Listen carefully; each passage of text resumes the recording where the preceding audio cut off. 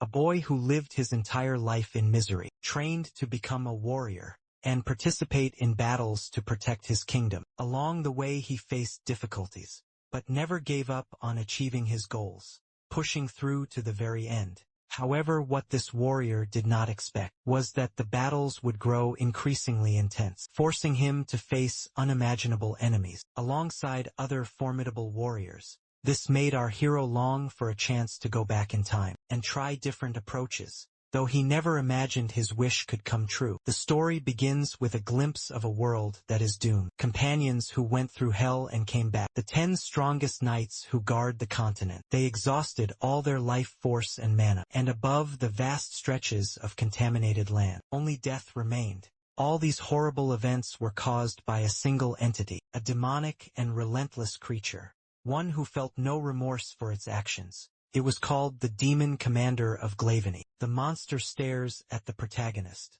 confirming his name is Tiny, and admits that he is strong. However, it states that the protagonist should know his strength is far from sufficient to take its life in battle. After saying this, Tiny charges forward. Using a hammer as a weapon, he unleashes a thunderous strike. The creature withstands the blow and tells the protagonist to give up, claiming his efforts are futile. But Tiny simply yells at the monster to shut up. Meanwhile, he continues attacking, this time using the meteor summon. After striking the monster, Tiny calls it a noisy bastard.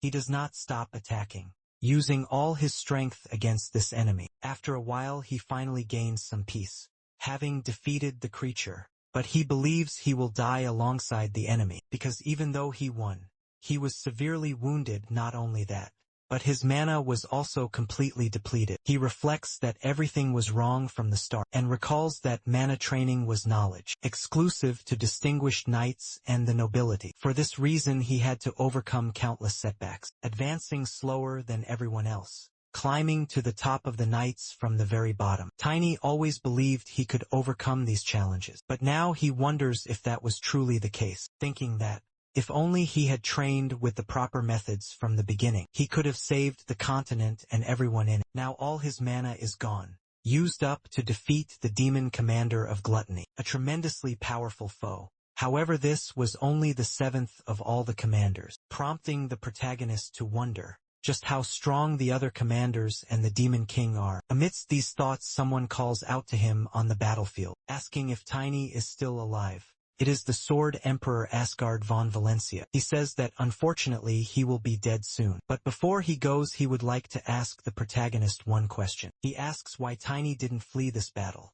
Tiny hesitates, but the Emperor says he once heard that the protagonist was a child from the slums, and asks if there is nothing he wishes to protect. He also says things must have been very difficult for Tiny. The protagonist says he was curious about what the Emperor wanted to ask, and says it is shameful. He also admits he hates being more inadequate than most, stating that a man must remain confident anywhere, and for that reason he declares he would never flee from a fight. Upon hearing this answer, the Emperor immediately begins to laugh. Tiny remarks that he seems to have quite a bit of strength. Since he is laughing, the Emperor says it will work out, and Tiny should trust in the talent that made him one of the 10 strongest knights with only his pride. He also says that if Tiny returns, he should find him. The protagonist once again does not understand, but the Emperor says that if Tiny recklessly visits him in the past, his younger self probably won't believe this story, so he reveals a secret to Tiny, saying his daughter's birth name was Lila.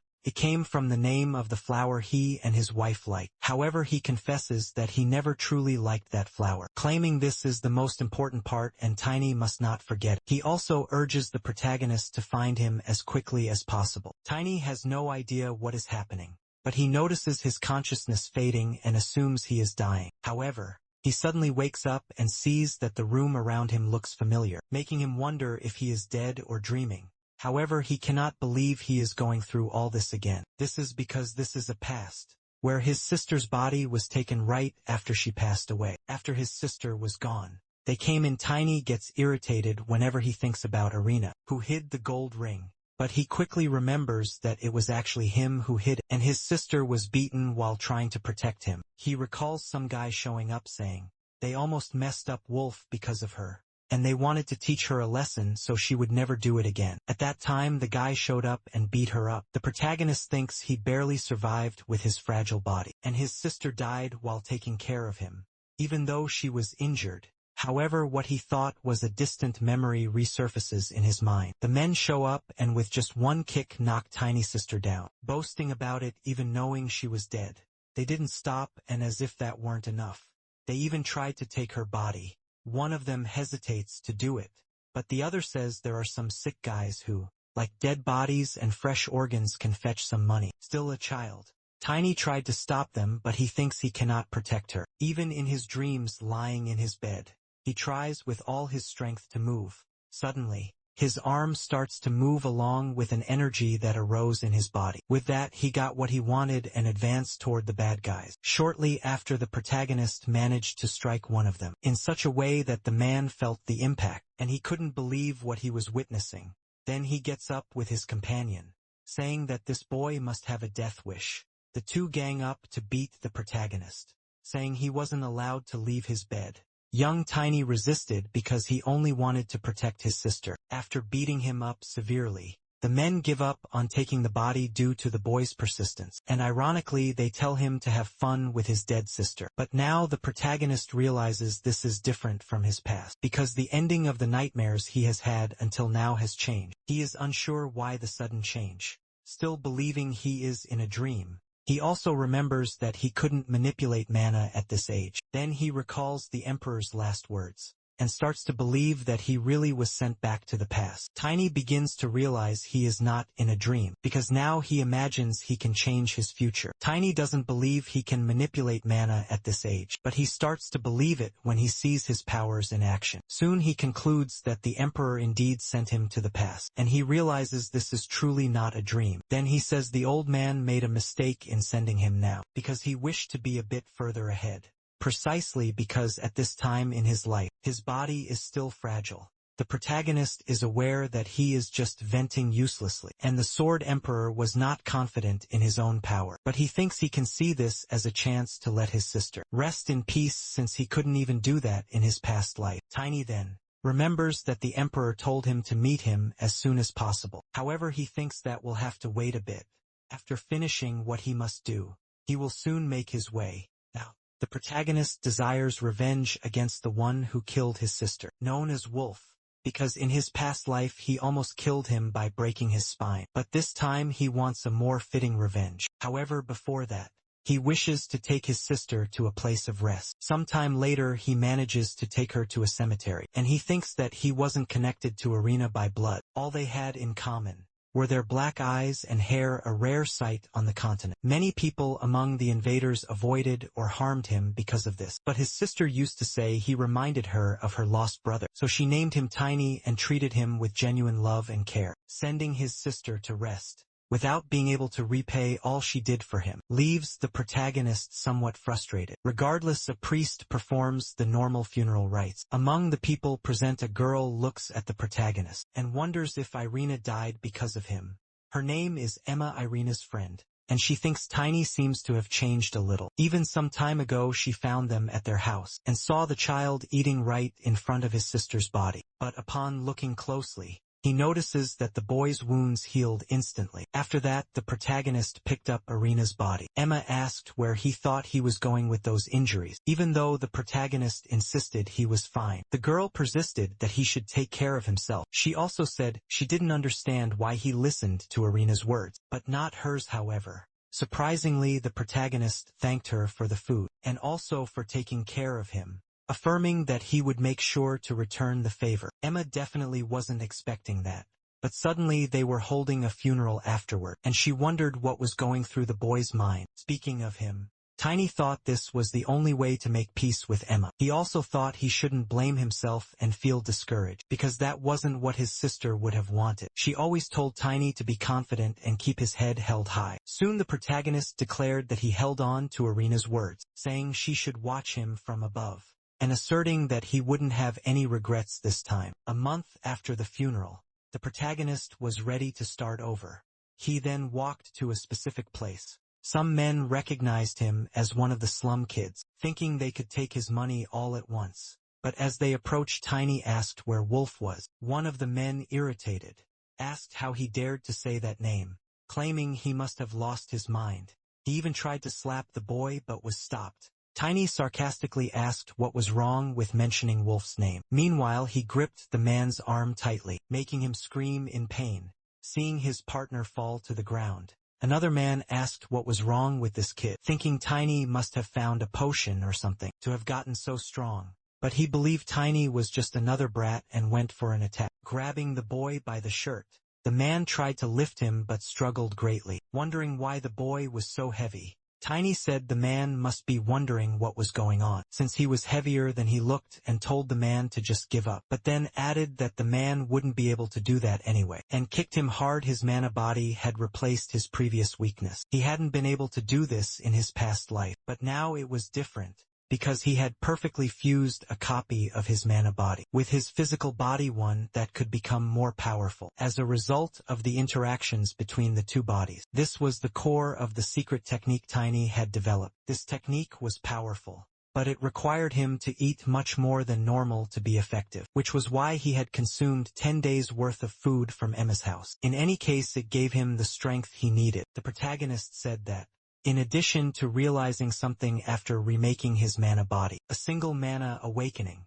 had an easier time finding its place in damaged bodies. The fallen man didn't understand what he was saying. Tiny explained that it meant he was thankful that the man had once broken his body. After saying this, he hurled the man as if he were nothing. The man's body smashed through a door and passed by several others. Inside, they were alarmed by the presence of an intruder and wondered who he was seeing Tiny enter. They identified him as the slum brat from above. Some noticed that the boy had come there alone and questioned what he would do without a weapon. The protagonist asked what they meant by without a weapon. Then with his bare hands he attacked, saying he did have a weapon, his own body, which he used to defeat his enemies and throw them as if their weight were as light as paper. The mess the protagonist made was enormous. He fought against multiple grown men with a child's body, making it seem insignificant because no one there was a match for him. Tiny even had fun beating his targets. When he finished, everyone was on the ground and some had even lost a few teeth. Thus the first stage was complete. He declared he was tired of dealing with the small fry. What remained were the runner's brothers, and Tiny asked why they wouldn't come down to fight him. After the protagonist confronted the brothers, one of them declared he would split Tiny in two, but as they faced the boy, another brother noted that Tiny was a mana user. Soon they conclude that the body of a mana user can be sold for a good price. While Tiny was playing with one of the fallen bodies, the two brothers tried to catch him off guard, and then he tossed the body aside, saying it was already all broken. A flashback from his past life shows a moment when he was using a person as a weapon. One of his superiors called him crazy and asked him to show some class, but Tiny asked how he could possibly do that. Then the superior said that instead of using a cheap trick like that, he could learn hand-to-hand combat. Back in the present moment, the protagonist thinks that with this, he should be able to maintain his dignity. So he waits for the brothers to approach, and immediately after he dodges their sword strikes. After that he steps back a little, making one of the enemies realize that Tiny was able to predict their movements. In turn, Tiny takes the opportunity to land a solid punch on the enemy's face. This amazes his brother, but soon after he was the next one to fall. Their fight didn't last long, as the protagonist easily defeated them both, and went straight to Wolf's room. The leader of the invaders asks who the boy is. In his past life, the protagonist did something similar. At the time he was older, and when he encountered Wolf, who was a pimp in a remote area. He belonged to the Beastman tribe, considered the best among the demi-human races. Among them, the pure silver werewolf was special, since he had a trait usually found only in the direct bloodlines of the Beastman royal family. It was very difficult to kill him in Tiny's past life, as he didn't know why a silver wolf was in such a place, but this time he knows what awaits him. Seeing the boy, Wolf asks if he was the one who caused all this mess. Tiny asks if he can't deduce the answer himself, saying his intelligence must only go that far. Wolf calls him an insolent brat and promises to tear out his tongue. Soon he begins transforming into his beastly form, and the protagonist says, it would have been better if he attacked with everything from the start.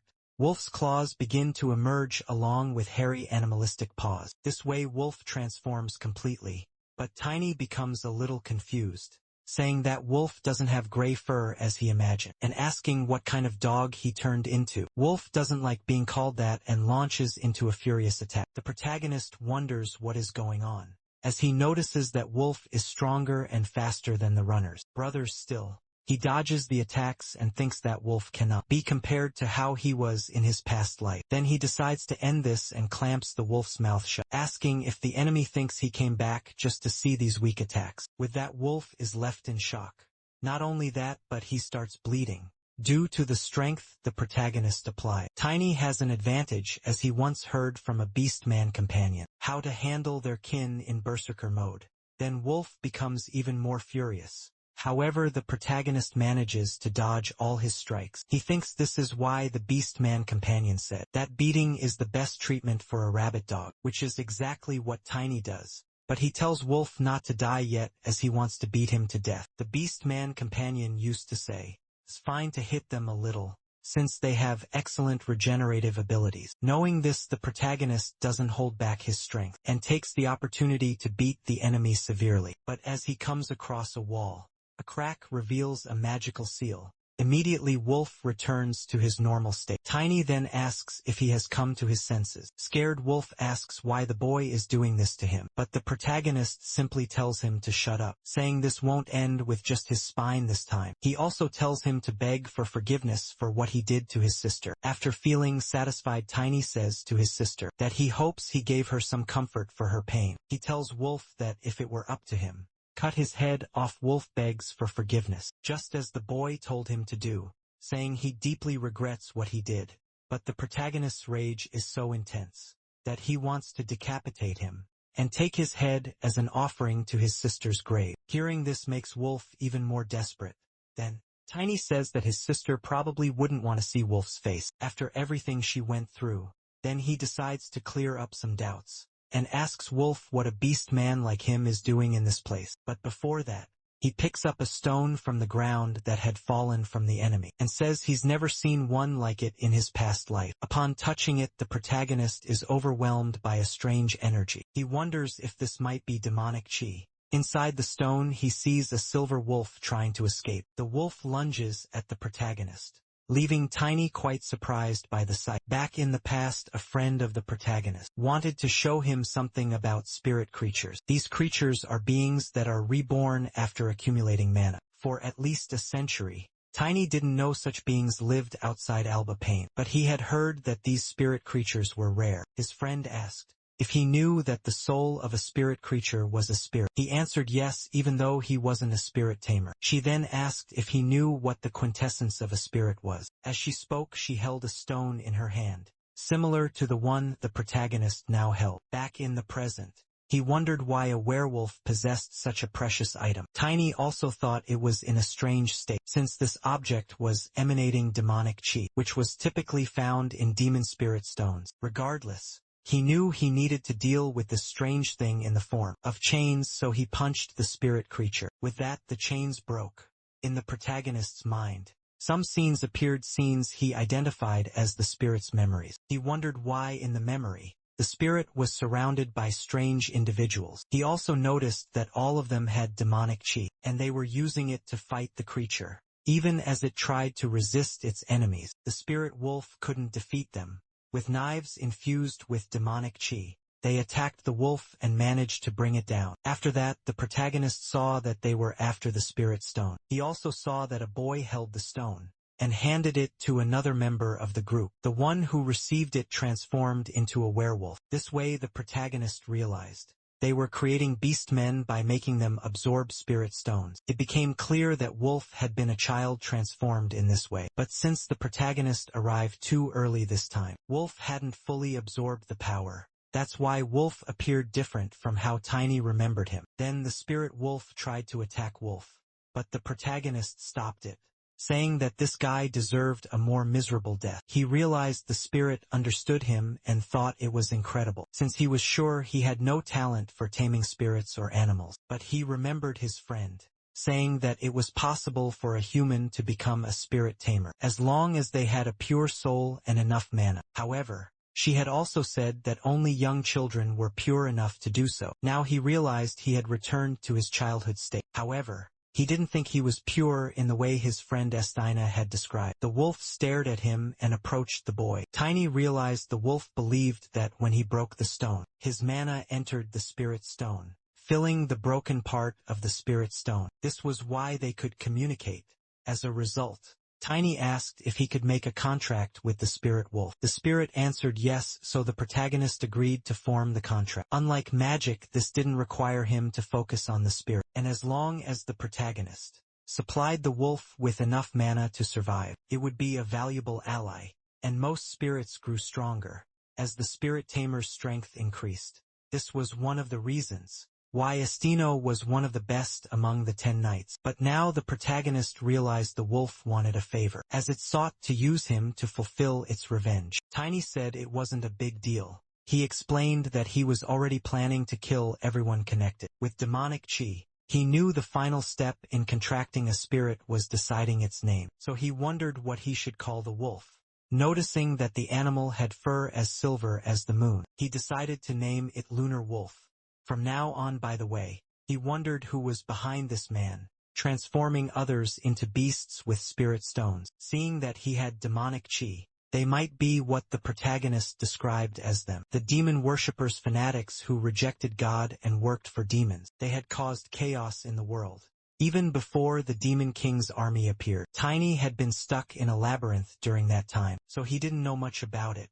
Wolf is still begging for mercy, but the protagonist tells him to shut up, and asks if the boy who gave him the spirit stone was a demon worshipper. But Wolf can't even respond as he is out of his mind. The protagonist then asks the lunar wolf to wake him up. With a roar, Wolf snaps back to reality and the protagonist repeats the question. Wolf mentions an organization, and the protagonist demands more details. However, the deranged man is not thinking straight. He says, the organization won't let Tiny get away with this thing so easily. He also claims that he himself was just a test subject for them. Finally, he starts to mention the great power they possess. But before he can finish, his head explodes. Even the protagonist is surprised. He hadn't expected they would place a spell to prevent Wolf from revealing secrets. Though upon reflection something like this had happened before. In the past, Tiny had thought Wolf was referring to his subordinates on the first floor when he spoke of the organization coming after him. When the protagonist dealt with those men, they didn't even know Wolf was a beast man. For now, Tiny decides to brush it off, saying it's not as if he lives using his head. Looking at the broken wall, he sees something that seems important, and he thinks he should start reclaiming what was taken from him. Next, he uses Wolf's body to break the wall further. Soon a type of vault is revealed, and the protagonist wonders what the Sword Emperor would have done in this situation. He believes he can someday use the story the Emperor told him before he died. Tiny takes Wolf's hand and uses it to open the vault. He thinks that to make his future ally trust him, he needs a specific item which he finds inside the vault, the Valencia family ring. Once a woman approached a boy and asked his name. He replied that his name was Tiny. She said the name was cute and suited him. Then she took a ring from her finger and gave it to him, saying he should look for her with it and she would help him. Back in the present, the protagonist knows that everyone living in the Aslan Empire knows who she is. Chloe von Valencia. She is the youngest daughter of the Sword Emperor Asgard von Valencia. She is also known for her kindness and generosity. Since she was a child back then, she was called the Angel of Valencia. Everything changed around the time she turned 16, because there is a tradition in the Valencia family, where children who reach adulthood must place flowers in every temple in the empire, and make their names known. This must be the reason they met an invader. The red light district of the Files Fadom,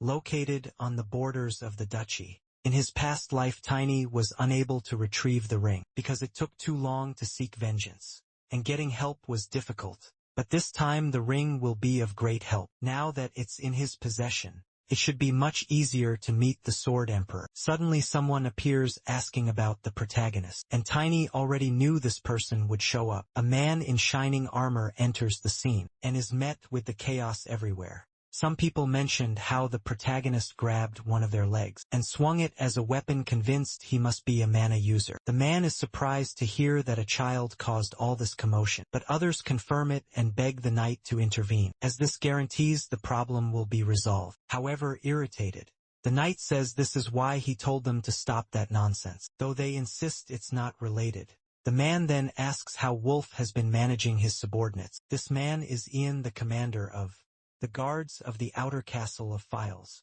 He quickly thinks he can use his title as an excuse to increase his protection fee. But then the protagonist descends the stairs, and the knight asks if he was the one who caused all this mess. Tiny responds that he was the commander, then asks if he has any idea what he has just done. Tiny replies that he was just taking care of some rotten scum, and doesn't understand why a knight needs to show up for something like that. He also mentions that it looks like the man was receiving a lot of bribes from Wolf. Despite being irritated, the man says the boy has guts, but that doesn't stop him from launching an attack. The protagonist wonders if the knight has just reached the second level of mana. In any case, he prevents the knight from attacking him, leaving the man quite surprised, as he did not expect his attack to be so easily stopped. Since that's the case, the protagonist thinks that even though he isn't strong, if he gives it his best, he might defeat his opponent. After this, he attacks with a knee strike to the opponent's face. The impact of the blow is powerful,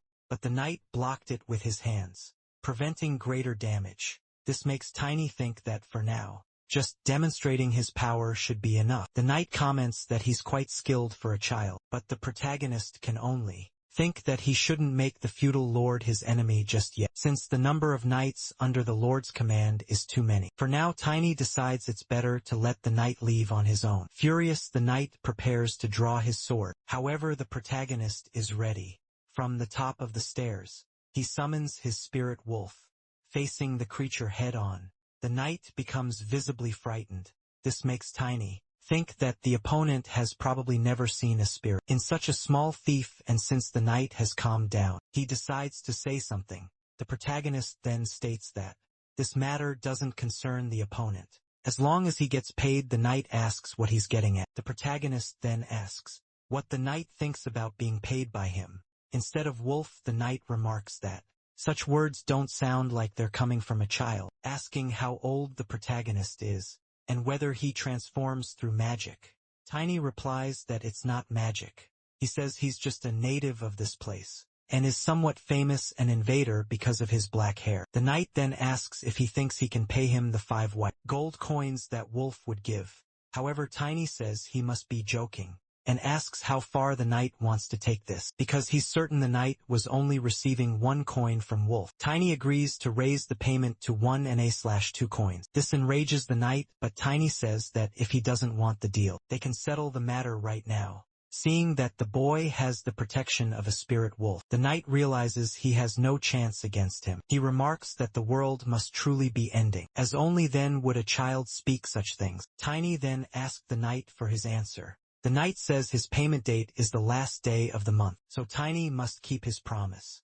As he leaves, one of those present asks if the Lord's knight will really let things in like this. Angrily, the knight punches the man in the face and simply tells him to shut up. Tiny tells the knight to wait and tosses a coin in his direction, saying that since the ownership of this place has changed, the new owner should at least greet the feudal lord, and asks if the knight can arrange a meeting. The knight replies that he will report this to the lord, but warns the protagonist that he'll feel the feudal lord's wrath if he doesn't pay on time. Tiny says he's aware of that, and thinks that this will only happen if there's a next payment date. Seeing Wolf's former subordinates fleeing, the protagonist asks where they think they're going, and declares he'll give them 1 hour to gather all the women working in Invader, and the children who beg in the streets. He warns that for every minute they're late, he'll kill 1 person, and if they try to escape, his spirit will hunt them down and kill them. He then tells them to run and not forget that they only have 1 hour. Afterward, Tiny thinks that if everything goes according to his plan, it won't take even a week to deal with this place, and he looks forward to meeting Duke Valencia when the deadline is up. The men return with the people the protagonist demanded. Emma is among them. As soon as she sees Tiny, she asks what happened to his hand and if someone hit him again. However, he replies that it's not his blood and points to Wolf, saying that he's already dead. Emma wonders if this is really Wolf. Quickly panic spreads among the others, as they believe the feudal lord won't leave them alone. Now Tiny notices that everyone is scared, because no one living in Invader is unaware that the feudal lord is behind Wolf. The people begin to wonder what will happen, and what kind of punishment they'll face. But the protagonist interrupts them, asking them that if challenging the nobility is a grave sin, what will happen to the feudal lord of Files, who is making Duke Valencia look like a fool. Elsewhere, two guards are talking, and one of them mentions that he hasn't seen Lord Ram around for a few days, asking if he's on vacation or something. The other guard says he heard that Ram is on probation because of that incident in Invader. His friend asks what the Lord did. He asks if his friend doesn't remember the fight between the local thugs. His friend asks if he means the time when they all hallucinate simultaneously, because no matter how they were questioned about that moment, they all said the same thing about a giant wolf chasing them. The guard says he remembers now. And not only that, but the leader of those men was unrecognizable when they found the body, and all the money the former boss had simply disappeared. But he asks what that has to do with Lord Ram. His friend responds that it seems, while he was negotiating with the new boss, they had a problem. All the shops and warehouses were closed, and the merchants who visited the city have many complaints, as they are no longer making money, which has angered the feudal lord. He also says that's likely why the feudal lord summoned the new boss. While they are talking, the protagonist listens in, hidden back to the moment when he was talking with the people. Emma asks Tiny what he is talking about. The protagonist knows that in his past life, he used to believe all nobles were the same, so even after looking at the ledger, he didn't think much of it. As part of the feudal lord's request, he handed over half of Wolf's fortune and the ledger in return. He gained only some knowledge about Invader, but things are different now. Even though Tiny isn't the smartest person in the world, due to his past life as a knight, he realized there are nobles who are above other nobles, and with this ledger the feudal lord is finished. So he tells Emma that she doesn't have to understand this now, as it's not very important. Tiny says the most important thing now is that no one, an invader, has to worry about Wolf anymore and everyone there is free. Emma asks if this is true. The protagonist confirms it, and says that if they want revenge or need to vent, now is their last chance. Then he points to Wolf's body. Soon, Emma remembers all the terrible things he did and anger overtakes her. With that, she takes the opportunity to vent her rage on the corpse. Emma says she was the daughter of a prosperous merchant, and after Wolf ruined their lives, her father couldn't survive. Seeing Emma act this way encourages the others who also want revenge, especially for those who died after being beaten by Wolf. The furious women vent their anger on the dead body. Meanwhile, Tiny thinks he has no talent for comforting people. Moreover, it doesn't suit his style of repaying a debt, because he believes this won't be enough to heal all the wounds. Even so, he opens Wolf's vault, and tells them they can take as much as they want, figuring there's nothing better than money to help a bit with the process. Tiny says that this money belonged to Wolf, and any woman or child who is forced to stay an invader should take the money and leave. They don't understand why he is offering this. Emma asks what will happen to the protagonist, but he says he'll be fine and that she should take the money she needs. The girl says Tiny might not understand this because he is still young, but claims there's no one in this world who doesn't need money. The protagonist asks where she thinks that money came from, stating that even if he sends all the bad guys to hell, the money will remain on Earth. Seeing the amount, the women get excited, but the protagonist has something to say. He warns that if they commit any wrongdoing because of the money, or speak a single word to the feudal lord, he will send his spirit wolf to take care of the rest, claiming that the wolf will track them all down and tear them to pieces. Then he tells Emma that if she's thinking of leaving Files, he recommends going to Diane. He also advises always traveling in groups and hiring mercenaries from a guild with a good reputation. However, Emma doesn't want to leave without him.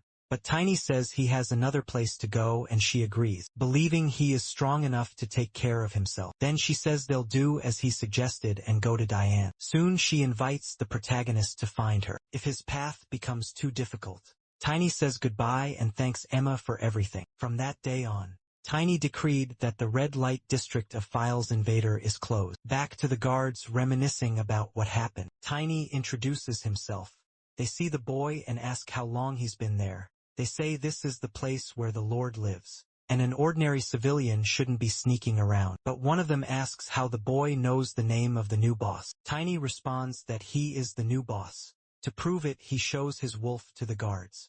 They immediately run inside. After that, he manages to stand before a noble, but since he has the body of a child, he has to deal with others looking down on him all the time. The Grandmaster of the Files Order of Knights Kron says he heard from Ram about Tiny but thinks the boy is quite young. Tiny simply asks if it is the local etiquette to keep their guests waiting. While they observe them, the Grandmaster soon becomes irritated and says the boy needs to know where he is. The protagonist says the same to him, telling the man not to mess around, pretending to be superior to the feudal lord. He also says that he is a guest of the feudal lord, and despite knowing this clearly, the Grandmaster is trying to point his sword at him. The man replies that as expected of someone who lives in filth, his tongue clearly stinks. Tiny says he didn't know about that, but to be honest, the stench is coming from the man, specifically from the foulest mouth in the Order of Knights. This infuriates the Grandmaster, but the butler tries to calm him down, saying the Lord is waiting. Master Crone knows this very well, and the protagonist is relieved that he no longer has to wait. The Grandmaster then sheathes his sword, and warns the boy to be careful inside, because the Lord is someone very strict in his thoughts. Crone affirms that he will kill the boy as soon as he has the Lord's permission anyway. The protagonist goes to meet the Lord, and Crone introduces him to the Lord as Tiny from the alleys. The Lord then tells him to come in. As soon as the protagonist enters the room, he is shocked, wondering if that thing is the feudal lord. Nevertheless, the protagonist maintains his composure, saying it is an honor to meet the governor of Files. The Lord asks where he learned such etiquette. Tiny responds that he has been practicing for a while, in preparation for this moment. His name is Baron Jimin Val Files, and after this the Lord says, the protagonist is very good at pretending to be a gentleman. Tiny hears this and thinks he can't get used to it. He also wonders if this is the same feudal lord he once knew. He remembers that back then the lord was addicted to drugs, so he wonders if this was the lord's appearance before he started using drugs. But putting that aside, the lord was a noble in his past life and still is one. In any case, the account book going to the Duke of Valencia will be his undoing, thanks to the protagonist. Regardless, Tiny wants his proper revenge this time, and the Lord says, it seems the protagonist does not show the same courtesy. To Master Crone, Tiny asks how the attitude of someone toward his master and toward one of the master's servants could be the same. He also says he wishes to be one of the Lord's servants. The Grandmaster can't believe what he's hearing, but in other words, the Lord says the protagonist considers the Grandmaster his rival, and to him it seems the protagonist has great ambitions. However, he asks if the protagonist is sure he is young, suggesting he might be a half-blood Alfred dwarf. Tiny in turn responds no and claims to be only 13 years old, which surprises them. The Lord, however, says it doesn't matter as the protagonist is now before his eyes, but for someone who wishes to be his servant. He states that the protagonist stole his money, and asks if the boy would mind explaining this. Tiny responds that he did it for the Lord's own good. The Lord says he thought the boy was clever for his age, but it seems he still doesn't know how this world works. In turn, the Grandmaster says that if the Lord wishes, he can eliminate the boy right now, but Tiny asks if the Lord knew that the Duke of Valencia has started a crackdown on drug trafficking and prostitution. This leaves the Grandmaster extremely surprised. The protagonist claims to know that the Lord is aware. Miss Valencia visited his land and acquired this information from her company. Tiny says he just wanted to clear things up for the Lord before it turned into chaos. He thinks this is the truth, so it doesn't matter if the Lord investigates it personally. The Lord says he heard about it during the coming-of-age ceremony for the youngest daughter of the Valencia family. They were planning something big after that. The Grandmaster tells the Lord that all of this is just the false ideas of a child, and that Valentino is full of brothels. But the Lord interrupts him, telling Crone not to overstep boundaries, so he apologizes. Then the Lord says that if the protagonist is telling the truth, despite the rough methods, it is something to be praised. Tiny thanks him, but the Lord says there is one more thing he needs to confirm. He states that he knows the boy controls the spirit of a wolf. He asks if it is a spirit the boy stole from the spirit wolf stone. The protagonist wonders how the Lord knows that, but then the lunar wolf manifests, and it uses its aura to make the protagonist see through the Lord. With that, he can perceive a circle made of demonic energy surrounding the man. Soon Tiny imagines this can only mean that the Lord is a black mage. He knows that demons never lend their power without sacrifices. A second circle mage is certainly a lunatic, who has already killed hundreds of people or made sacrifices. Tiny remembers that one of the guys, who wanted to take his sister's body, mentioned something about this. Not only that, but when he faced the brothers at Wolf's house, they also mentioned something similar. With that, he concludes that the Lord is the one who has been buying bodies from the invaders. All this time, not only that, but he also realizes that Wolf had a black mage behind him all along. Due to the protagonist's delay, the Lord asks why he is not speaking, but Tiny claims he did not understand the question. Then he orders Crone to attack. The protagonist realizes this is a problem, because with his current power, he won't be able to defeat these two, so he tells the lunar wolf to attack. Seeing the wolf, the Lord says it truly is the master of the forest, and he cannot accept that such a spirit is in the protagonist. Possession. Now that things have come to this, the Lord says they have no choice but to find a new test subject. Tiny then realizes that the Lord wants to use him in place of Wolf. The Lord asks how powerful this boy is. The Grandmaster responds that he will soon reach level 2, so the Lord understands that he is already a match for a knight. Crone agrees unless he comes from a notable family that trained him to manipulate mana from an early age, making the boy a genius. However, he states it is impossible for him to have learned all this on his own, because there isn't a single drop of mana leaking from him, and the circulation is also stable.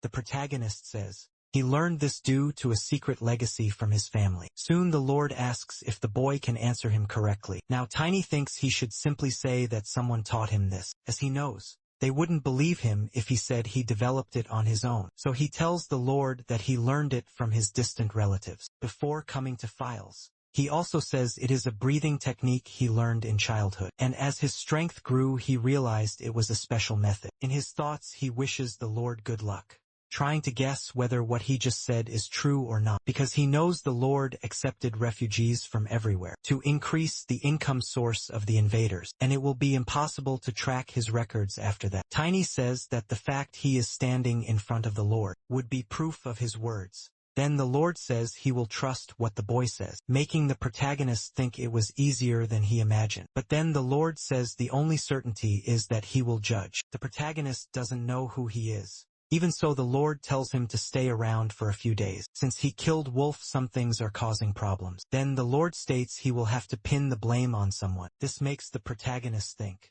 he must be referring to the members of that organization Wolf mentioned, and he considers that if the feudal lord is as cautious as he is, he might be an incredible black mage, making this very dangerous. The Lord interrupts his thoughts, demanding an answer from the boy. He also says he wants the protagonist to be his sword, adding that this shouldn't be a bad offer. Tiny simply says that if the Lord orders, he will accept, believing himself to be a special guest. The Lord confirms this, saying the boy should be very careful with his actions in his presence. In his thoughts, Tiny notes that he still has a card to play. It will take about 3 days for the Duke's men to identify whether the account book is genuine or fake, another 3 days for the punitive army to be assembled, and about 10 more days for the army to arrive in Files, maybe a little over 15 days. However, if the Lord's guest arrives after this period, everything will work out.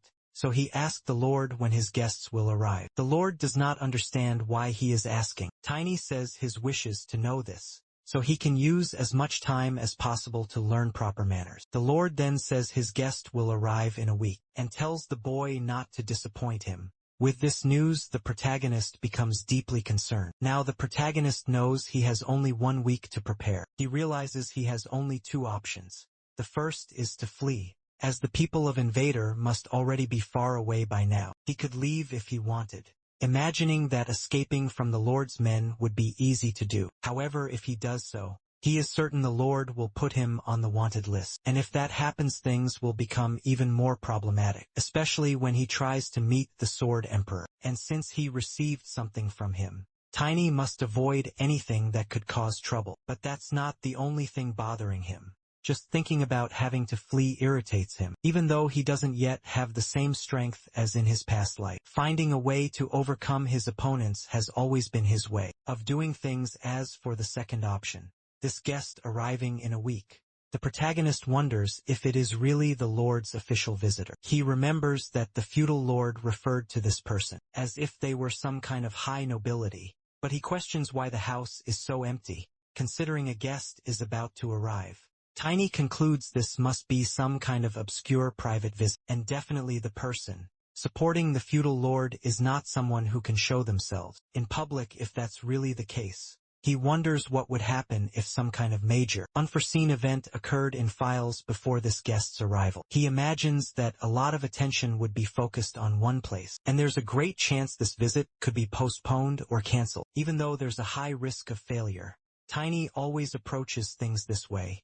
But for this specific task, the protagonist knows he needs to become stronger, and with that he will be able to defeat the Grandmaster and the Lord. After some time he stops his training, because he feels hungry and wants to find something to eat. In the dining hall, the cook is startled by what he sees and ends up spilling hot soup. The person he was serving asks where he's looking, but when that person also sees the scene, they are equally surprised, because they see the protagonist eating an absurd amount of food, and wonder how he can eat so much, speculating that he might have dwarf blood, as they've heard dwarves eat as much as orcs.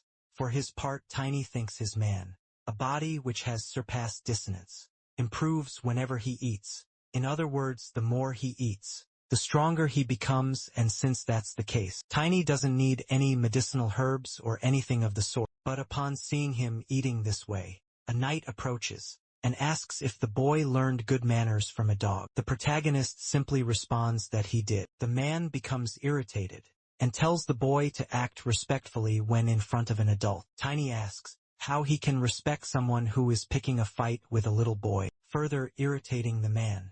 He continues saying he's not sure if the knight is trying to make him laugh or looking for a fight, and tells him to decide quickly. His provocations leave the man extremely furious. Then he lets his anger get the best of him, saying he's going to beat the protagonist. Seeing his colleague about to explode, another knight tries to calm him down, stating the protagonist is just a child. However, the one who tried to calm him down is reprimanded, because the Grandmaster approaches, telling him to stay seated and not interfere. Tiny seems to have already figured everything out. With further provocations, he tells the knight that he can attack him with full force, claiming he thought the man wanted to know how strong he is. Hearing this, the knight tells the boy not to regret it later. With that, the protagonist simply thinks that the Grandmaster should stay still and just watch. Not only that, but he also knows that the feudal lord is behind all of this. Outside the dining hall, everyone gathers to watch the fight between the two, including the Grandmaster,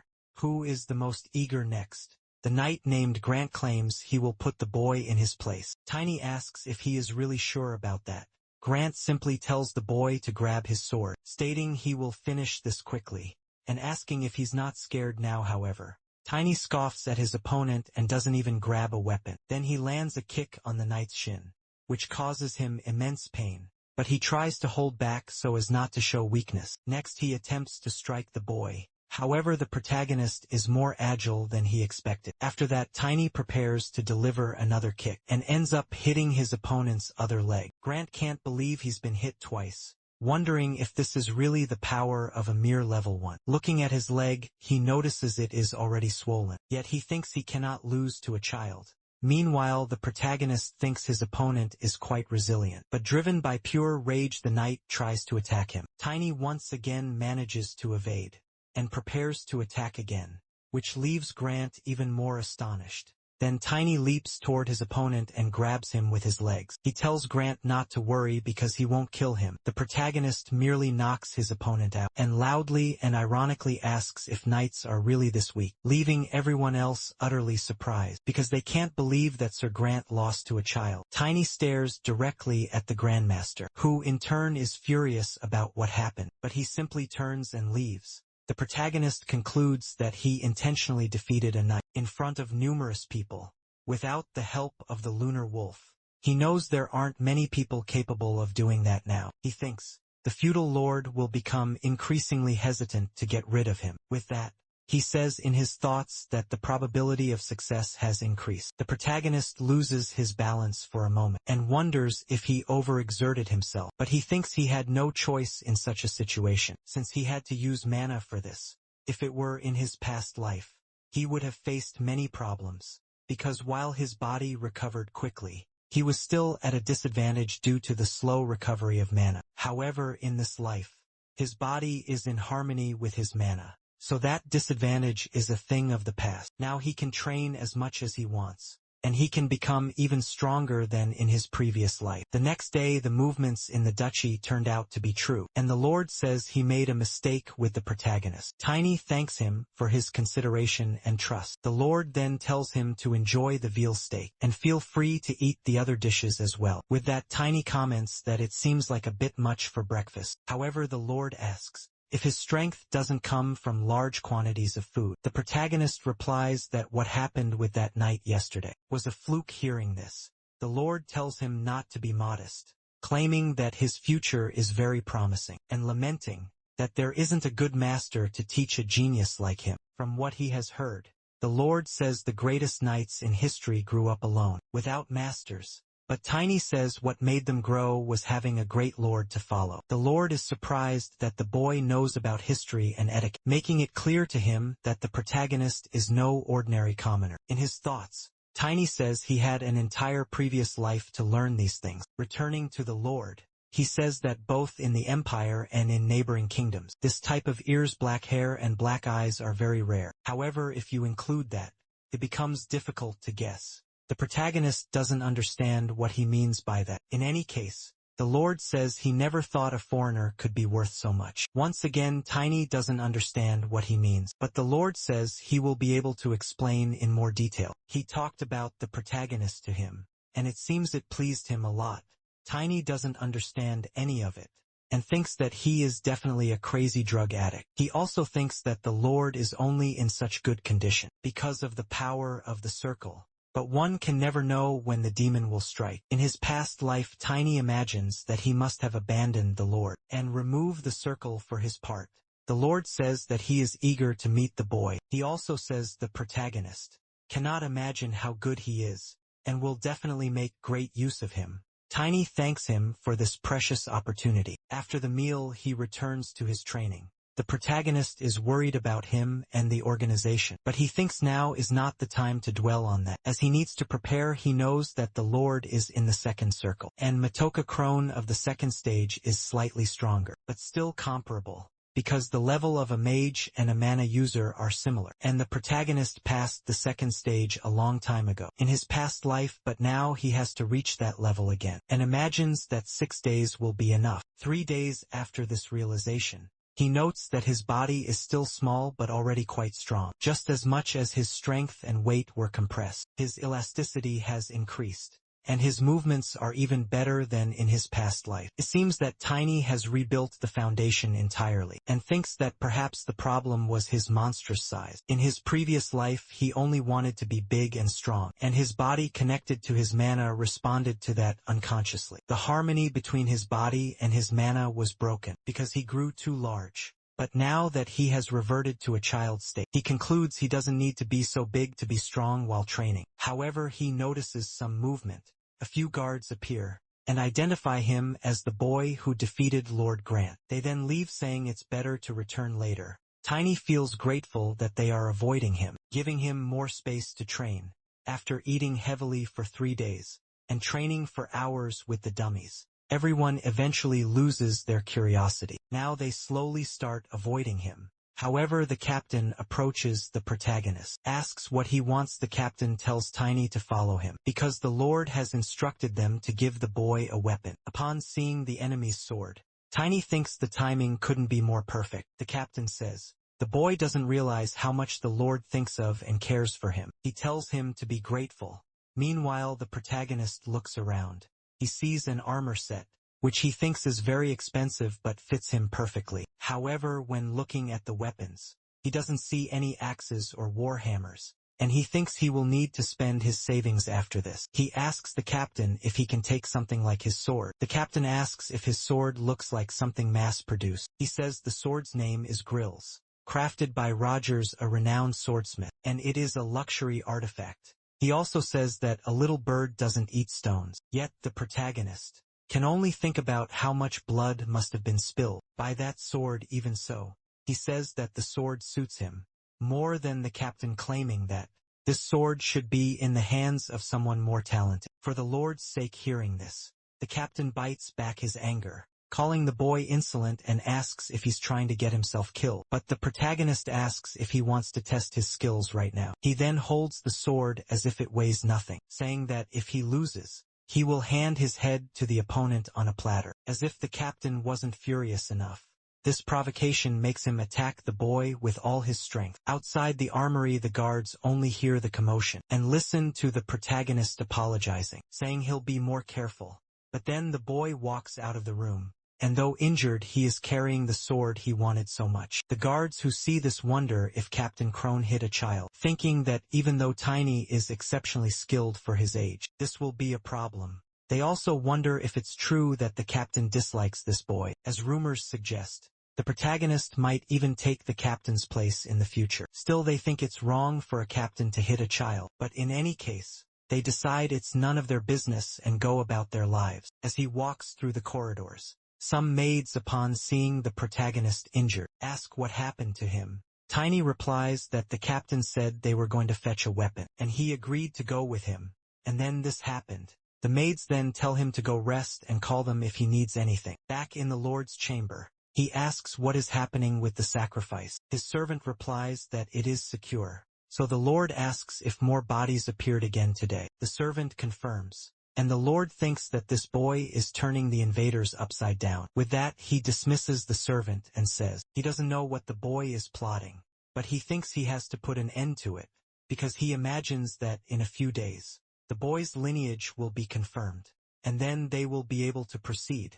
There's just one problem, as the Lord thinks that if the protagonist belongs to that family, then of course he, as the owner of that wolf, will have to pay a terrible price. However, he hopes that won't happen, because seeing how knowledgeable and well-mannered he is, it's clear the protagonist came from a family of great prestige. Moreover, even though he is very talented, someone his age could never defeat a knight, probably because he must have mastered the vision of that family. And above all, the protagonist has those black eyes and hair. For the Lord, there's no clearer evidence than this, and he can't wait to see him. However, as he lies down to sleep, he hears a sound called an alarm spell. He wonders if it's a servant. If so, he wants to know who would dare disturb him unnecessarily, claiming that he will take this person and use them as a sacrifice. Then he tries to rise from his bed, but soon after he sees someone approaching with a sword, and unable to defend himself, he is struck directly. The Lord can only scream in pain and spit blood. Tiny, who attacked him, says this is divine punishment. Even injured, the Lord asks why he was attacked, but the protagonist doesn't care, and stabs his heart until the Lord bleeds to death. Afterward, he leaves the Lord's chamber and leaves the sword embedded in the body. The next morning at dawn, one of the maids finds the Lord's body and screams. Thus the other servants also gather, and some notice that the Lord was a black mage. One of the knights says that the priest was already there, and mentioned he could detect demonic energy, so he would report it to the parish. His name is Glenn, a member of the Philias Knights, and he says an investigative team from the Empire will be sent soon. Another guard asks why the Lord's body remains like this. He thinks it has already been several hours since the Lord died, because they say the bodies of black mages rot immediately after death. They find this situation horrible, and wonder why the Lord made that choice. Glenn thinks the Lord abandoned the lineage and honor of being an imperial noble, and was executed as soon as it was discovered. Then he says there's no way to question a dead person, but there's still something unclear. After that, he examines the sword more closely, and realizes it's the captain's sword. However, the others don't believe the captain would do such a thing. One of them mentions that the boy managed to meet the Lord alone, given his excellent skills. He also says there was talk about a new captain, so he concludes the current one might have snapped after hearing this. Another guard asks if he would kill the Lord just for that. He wouldn't do such a thing unless he was insane. However, they question, if that's the case, why hasn't the captain appeared yet? Glenn says he has a bad feeling about this, and decides to do some investigations. Soon he talks to several people, and after interviewing all the guards and servants, he discovers that the captain beat Tiny a day ago. Finally, they gather all the testimonies and Glenn tells them to summon the boy. Facing Glenn, the protagonist says, "The captain mentioned that the Lord ordered him to fetch a weapon, so he accompanied him to the armory. But he didn't imagine that all along. The captain just wanted to beat him, and furthermore he didn't receive any weapon."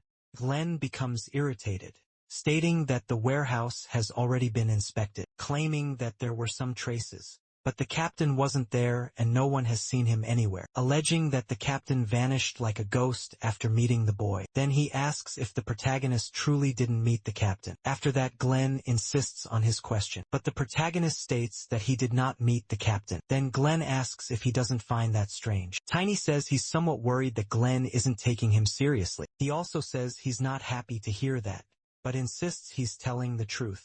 Glenn thinks this matches the testimony of the staff showing concern. The protagonist asks what will happen to him, claiming that the master had said his future was secure. Glenn simply tells the boy to come back there earlier, and then lets him go. Tiny thinks that this knight is one of the bastards living there, but wonders why he doesn't remember him, and asks himself if he just forgot. But after thinking about it carefully, he remembers perfectly killing all of them in his past life. He then thinks it would be suspicious if he returned to the room. After being interrogated, concluding he cannot be careless. After some time he returns to the room, and receives a mercenary plate and money from Glenn. Glenn says that only commoners with the status of mercenary or merchant can freely enter other provinces, affirming that he personally verified the identity. Tiny thinks he really wanted one of those, but he asks why he's being given it. Out of the blue, the knight tells the boy that playing around in a rotten place will only waste his talents, and advises him to go play in better places, claiming that this is advice from a life veteran. Upon hearing this, Tiny thinks this is advice the knight himself wishes to follow. Now he understands why he hasn't seen him before. Glenn must have left the place regardless. Tiny thanks him and says he thought he should leave anyway. He thinks that now that the Black Mage is dead, the Imperial family must act. The protagonist prevented him from making a move, but the Duke's investigation team hasn't appeared, so he concludes that he'll have to go personally. Glenn tells the protagonist that if he succeeds on his journey, he must not forget about him. Tiny asks what his name is again, and Glenn is shocked that the boy doesn't know his name. A bit embarrassed, he introduces himself as Glenn Liberty, but says the boy can just call him Glenn. The protagonist then says that Glenn also needs to remember his name. Then he leaves, saying that Philias is without a lord as its leader. At the moment, everything is in the hands of that knight. In a way, Tiny feels guilty.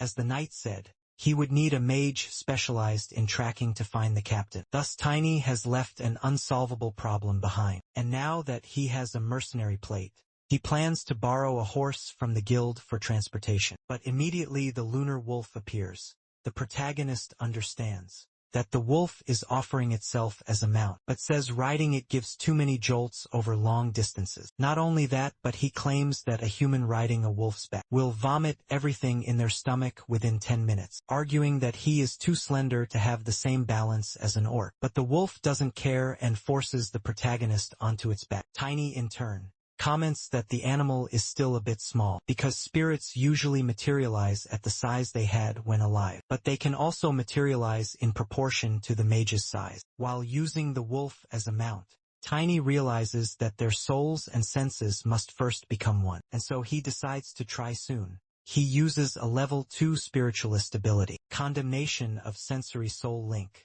Immediately the wolf's body begins to transform. It becomes stronger than before, surprising the protagonist with this. He remembers his old friend asking what could be done by becoming a spiritualist, claiming that each domain is different, but the mage's traits manifest in the spirit. Strength and endurance, those are the mage's traits. But shortly afterward the wolf takes off. It runs at an astonishing speed. The protagonist notices that all his senses are heightened, as they are connected to the wolf's senses, his vision and his sense of smell. He imagines he will save a lot of time reaching Valencia, and concludes he can travel farther and faster this way, possibly even reaching Karen, where the first catastrophe will occur. In his previous life, as if heralding the arrival of the Demon King, many catastrophes emerged, one after another, which greatly weakened humanity's strength. It all began with the disappearance of Karen's relic, something the protagonist thinks he must prevent from happening. The treasures of humanity granted by the goddess. The 7 sacred relics, this was supposed to be the final sacrifice. But in his past life these relics were stolen. However, in this life, Tiny wants to overcome all these disasters and become the greatest warrior, because he wants to join the human army against the Demon King. The first catastrophe in current. The Kingdom of the Sea is where the protagonist wants to go. Right after visiting the Duke's house, at another moment people notice that the imperial family is sending an investigation team. For the Lord's murder, there are even rumors that he was a black mage. With this, they wonder if they'll end up being affected. A man talks to his friend and says it's better to be careful, just to be safe. And his friend says it's better to stay out of it for now. But gradually they notice a strange mist approaching, emanating around a mysterious person. The city guards demand that this person identify themselves. However, the person refuses and passes through the city gate with no difficulty leaving. The guards collapsed at the entrance. At night in the Lord's palace, Glenn is still awake working. However, he notices a strange presence and asks the person who they are. But the hooded figure, instead of answering, says they have some questions, demanding that the knight tell them everything. He knows about the Lord's death. Using magic, they enchant the knight. Enchanted, Glenn has no choice but to obey and begins to reveal what he knows. The person asks where the Lord's body is. Glenn says that at the request of the Empire's investigation team, it was placed in a coffin in his room. The hooded figure says that's excellent, and tells the knight to go to sleep, and wake up in an hour after the set time. Glenn wakes up disoriented and remembers nothing. He assumes he has been overworked, which is why he blacked out. But then one of the guards approaches, saying they have a problem because the Lord's body has disappeared. This leaves Glenn desperate, as the body was definitive evidence of black magic. Far from the palace in the forest outside Philias, the hooded figure has the sword that killed the Lord, and finds the body of the sword's owner, already abandoned and dead. They quickly conclude that the culprit must be the dark-haired boy, who defeated the wolf and disappeared shortly after the incident, vowing that he will pay for running the organization's work. The next day at the west gate of Licencia, Tiny is about to enter, and thinks that many people really come to this city. He also thinks that everything is still going well, but believes that if he moves first, everything could fall apart. So he wants to get his equipment soon, feeling even grateful for Glenn's kindness. But he says this is already too much. Tiny pulls 2 gold coins from his pouch, and this quickly draws attention, as he is approached by 2 armed bandits, asking if he has money. They demand that the protagonist hand over everything he has. But the tables are about to turn, when the protagonist asks if they have money. In his previous life, there was an unspoken rule on the continent's dark side. If a large shadow appeared in an alley, people should hide and not even breathe.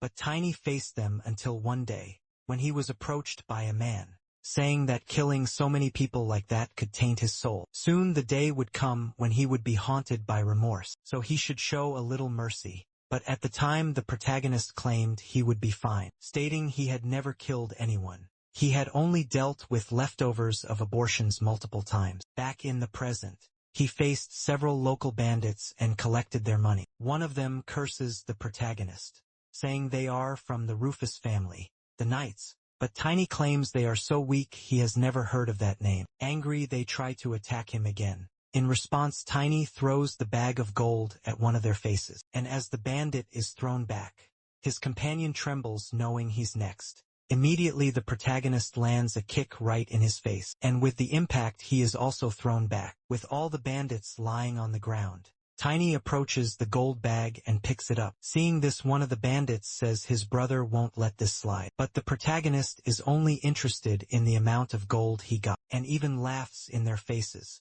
Now that he has the money he needed, he decides to visit a weapon shop. The shopkeeper then presents a leather and iron armor, made in the southern mountains, claiming to be resistant to most arrows, which Tiny says seems quite useful. On the other side, some men are talking, and one of them says that anyway, They can't get close, but the other says they can watch from afar. Hearing this piques the protagonist's curiosity, and he asks the vendor if there's an event happening. Since the boy didn't seem to know, the vendor tells him that the Princess of Valencia is on patrol. Immediately Tiny thinks that if Irina was the person who taught him about affection, then the princess is the first person who gave him any hope. Although it didn't end very well, thanks to that hope he was able to leave. Invader Tiny wonders why these people changed his life, believing that if she can recognize his life, then she will know he is living according to her sister's liking. The last time they met in his past life, the princess laughed when Tiny introduced himself, claiming that his name had nothing to do with him. She even apologized and tried to keep her composure, but she couldn't hold back. Back in the present, Tiny thinks she must have already forgotten about him. However, he states that in this life, he will find her sooner, make her remember, and also secure a meeting with the emperor. Elsewhere, a man says that the city of Lucentia is one of the largest in the central region. He is the eldest son of Count Lucent, named Edmund von Lucent, as he walks with the princess. He talks about the city's specialties, but she doesn't seem interested. Accompanied by an entire garrison, they continue walking. Edmund keeps talking about things the princess doesn't care about, but she has to fulfill her duties.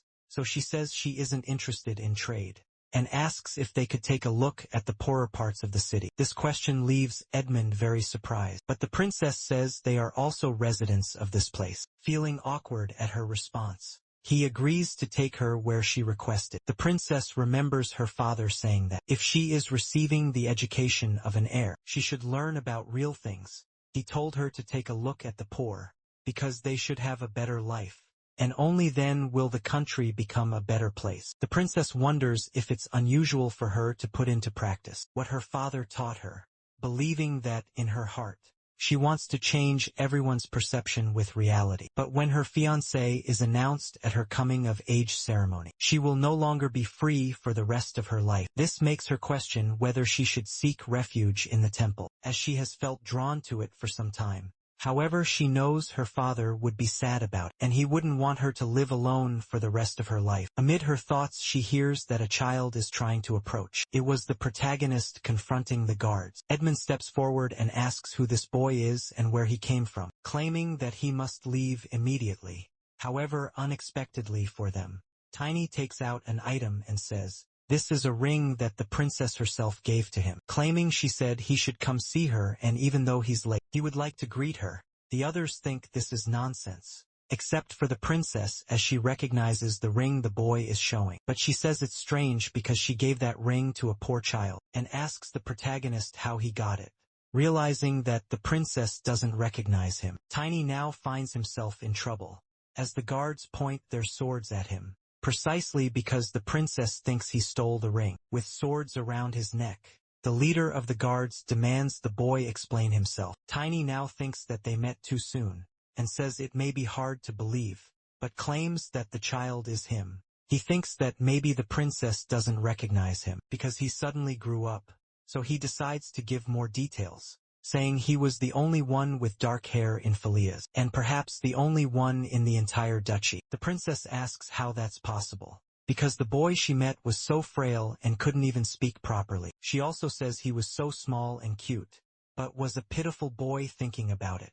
The protagonist realizes that even if he were small and cute, he couldn't have done much, so he decides to use his powers and summons a small, cute animal for the princess, which she seems to like a lot as she hugs the animal tightly. Even though she's warned it's still a strange spirit, she, however, says that only very pure children can obtain a spirit like that. The protagonist knows this is true, but there's a catch. The leader of the guards analyzes him from head to toe, and notices that the boy has weapons and a spirit. Becoming suspicious, on the other hand, the princess asks what the name of this cute animal is. Tiny replies that it's called Lunar Wolf, referring to the moon in the Eastern dialect. Such knowledge about the dialect also catches the leader of the guards' attention, unlike the princess, who is solely focused on the animal. She says she never imagined the protagonist could change so much in just 1 or 2 months, when he didn't even look like he was 10 years old back then. The princess also remembers that his name means tiny. Tiny says he's 13 years old now, and his growth sped up a bit after his mana awakened. Vivian, the head of the guards, says this is very suspicious, and asks the protagonist about his true age, and whether he's some kind of half-blood. She apologizes to the princess for her rudeness, but claims it's her duty to keep the princess safe. Edmund speaks up saying he also finds this suspicious, and suggests it would be better to interrogate the boy after a quarantine. In turn, Tiny says he won't ask them to trust him, but reminds them that the princess said she could help him when she gave him the ring before. Edmund becomes irritated at being ignored by the boy, but the princess agrees that the protagonist needs her help soon. Tiny asks if she thinks he can meet Lord Asgard von Valencia. Vivian, already annoyed, asks how the boy dares and claims he must be out of his mind. Tiny simply asks if they think a boy could do any harm to the Lord of Valencia. He says there are only 7 superhumans on the continent, and one of them is the Sword Emperor, who can wield the power of destruction. Therefore someone like that could not be harmed by a mere boy. The princess says that the title, Sword Emperor, would greatly embarrass her father, and notes that it hasn't been long since he was listed as one of the 7 greatest knights on the continent. With that, the protagonist concludes that this has yet to happen. Vivian says that this is definitely a title that suits His Excellency. She also states that His Excellency's prestige has spread, even to the most distant fields, and she feels relieved that they accepted it. Well, next, Tiny says he would like to personally explain to the Duke what happened in Philias, as someone who was involved in the incident elsewhere. The princess asks if this really happened, and Vivian responds that it did. She then asks if the head of the guards is hiding anything else. Besides what Tiny said, Vivian replies no, claiming that the Empire's lord was a black mage, and that it seems someone else is behind it. The princess says Tiny experienced the situation personally, and believes his testimony could be a very important clue. Moreover, she knows that Tiny asked to see her father and needs to turn home. Vivian asks the princess how long she intends to hold on to that animal, as she is worried the wolf might hurt her, but the princess says it's just a cute thing, which doesn't seem to please the wolf. The head of the guards observes the wolf more closely, and is also charmed by it, but she quickly tries to regain her composure. Meanwhile, the princess asks about Tiny. She says she doesn't know, and only mentions that young Master Enman took him, saying he wanted to talk to the boy alone. The princess grows curious about the conversation, but suddenly the spirit wolf vanishes from her hands. Elsewhere, Edmund says that he and the protagonist can finally talk alone, and asks what the boy's name is again. He replies that it's Tiny. Edmund doesn't like how informal the boy is, but Tiny says there's something more important than that, and asks what Edmund knows about the Black Mage. The young master says he doesn't know anything about that, and claims to only understand why the boy is so arrogant. Soon Tiny realizes Edmund lied, but the young master says the boy is very disrespectful, and seems to lack any manners. Then Edmund raises his hand to slap the protagonist, claiming he must learn proper manners. However, the protagonist grabs his hand, stopping Edmund from continuing. Edmund becomes very frustrated that he can't free his arm. He states that he will tell the princess about the boy's lack of manners, as he dared to use violence against a noble. However, the protagonist asks what kind of bizarre social status this is, and says he'll handle it his way. But he wants to see what Edmund has prepared for him, since he called him because he trusts him.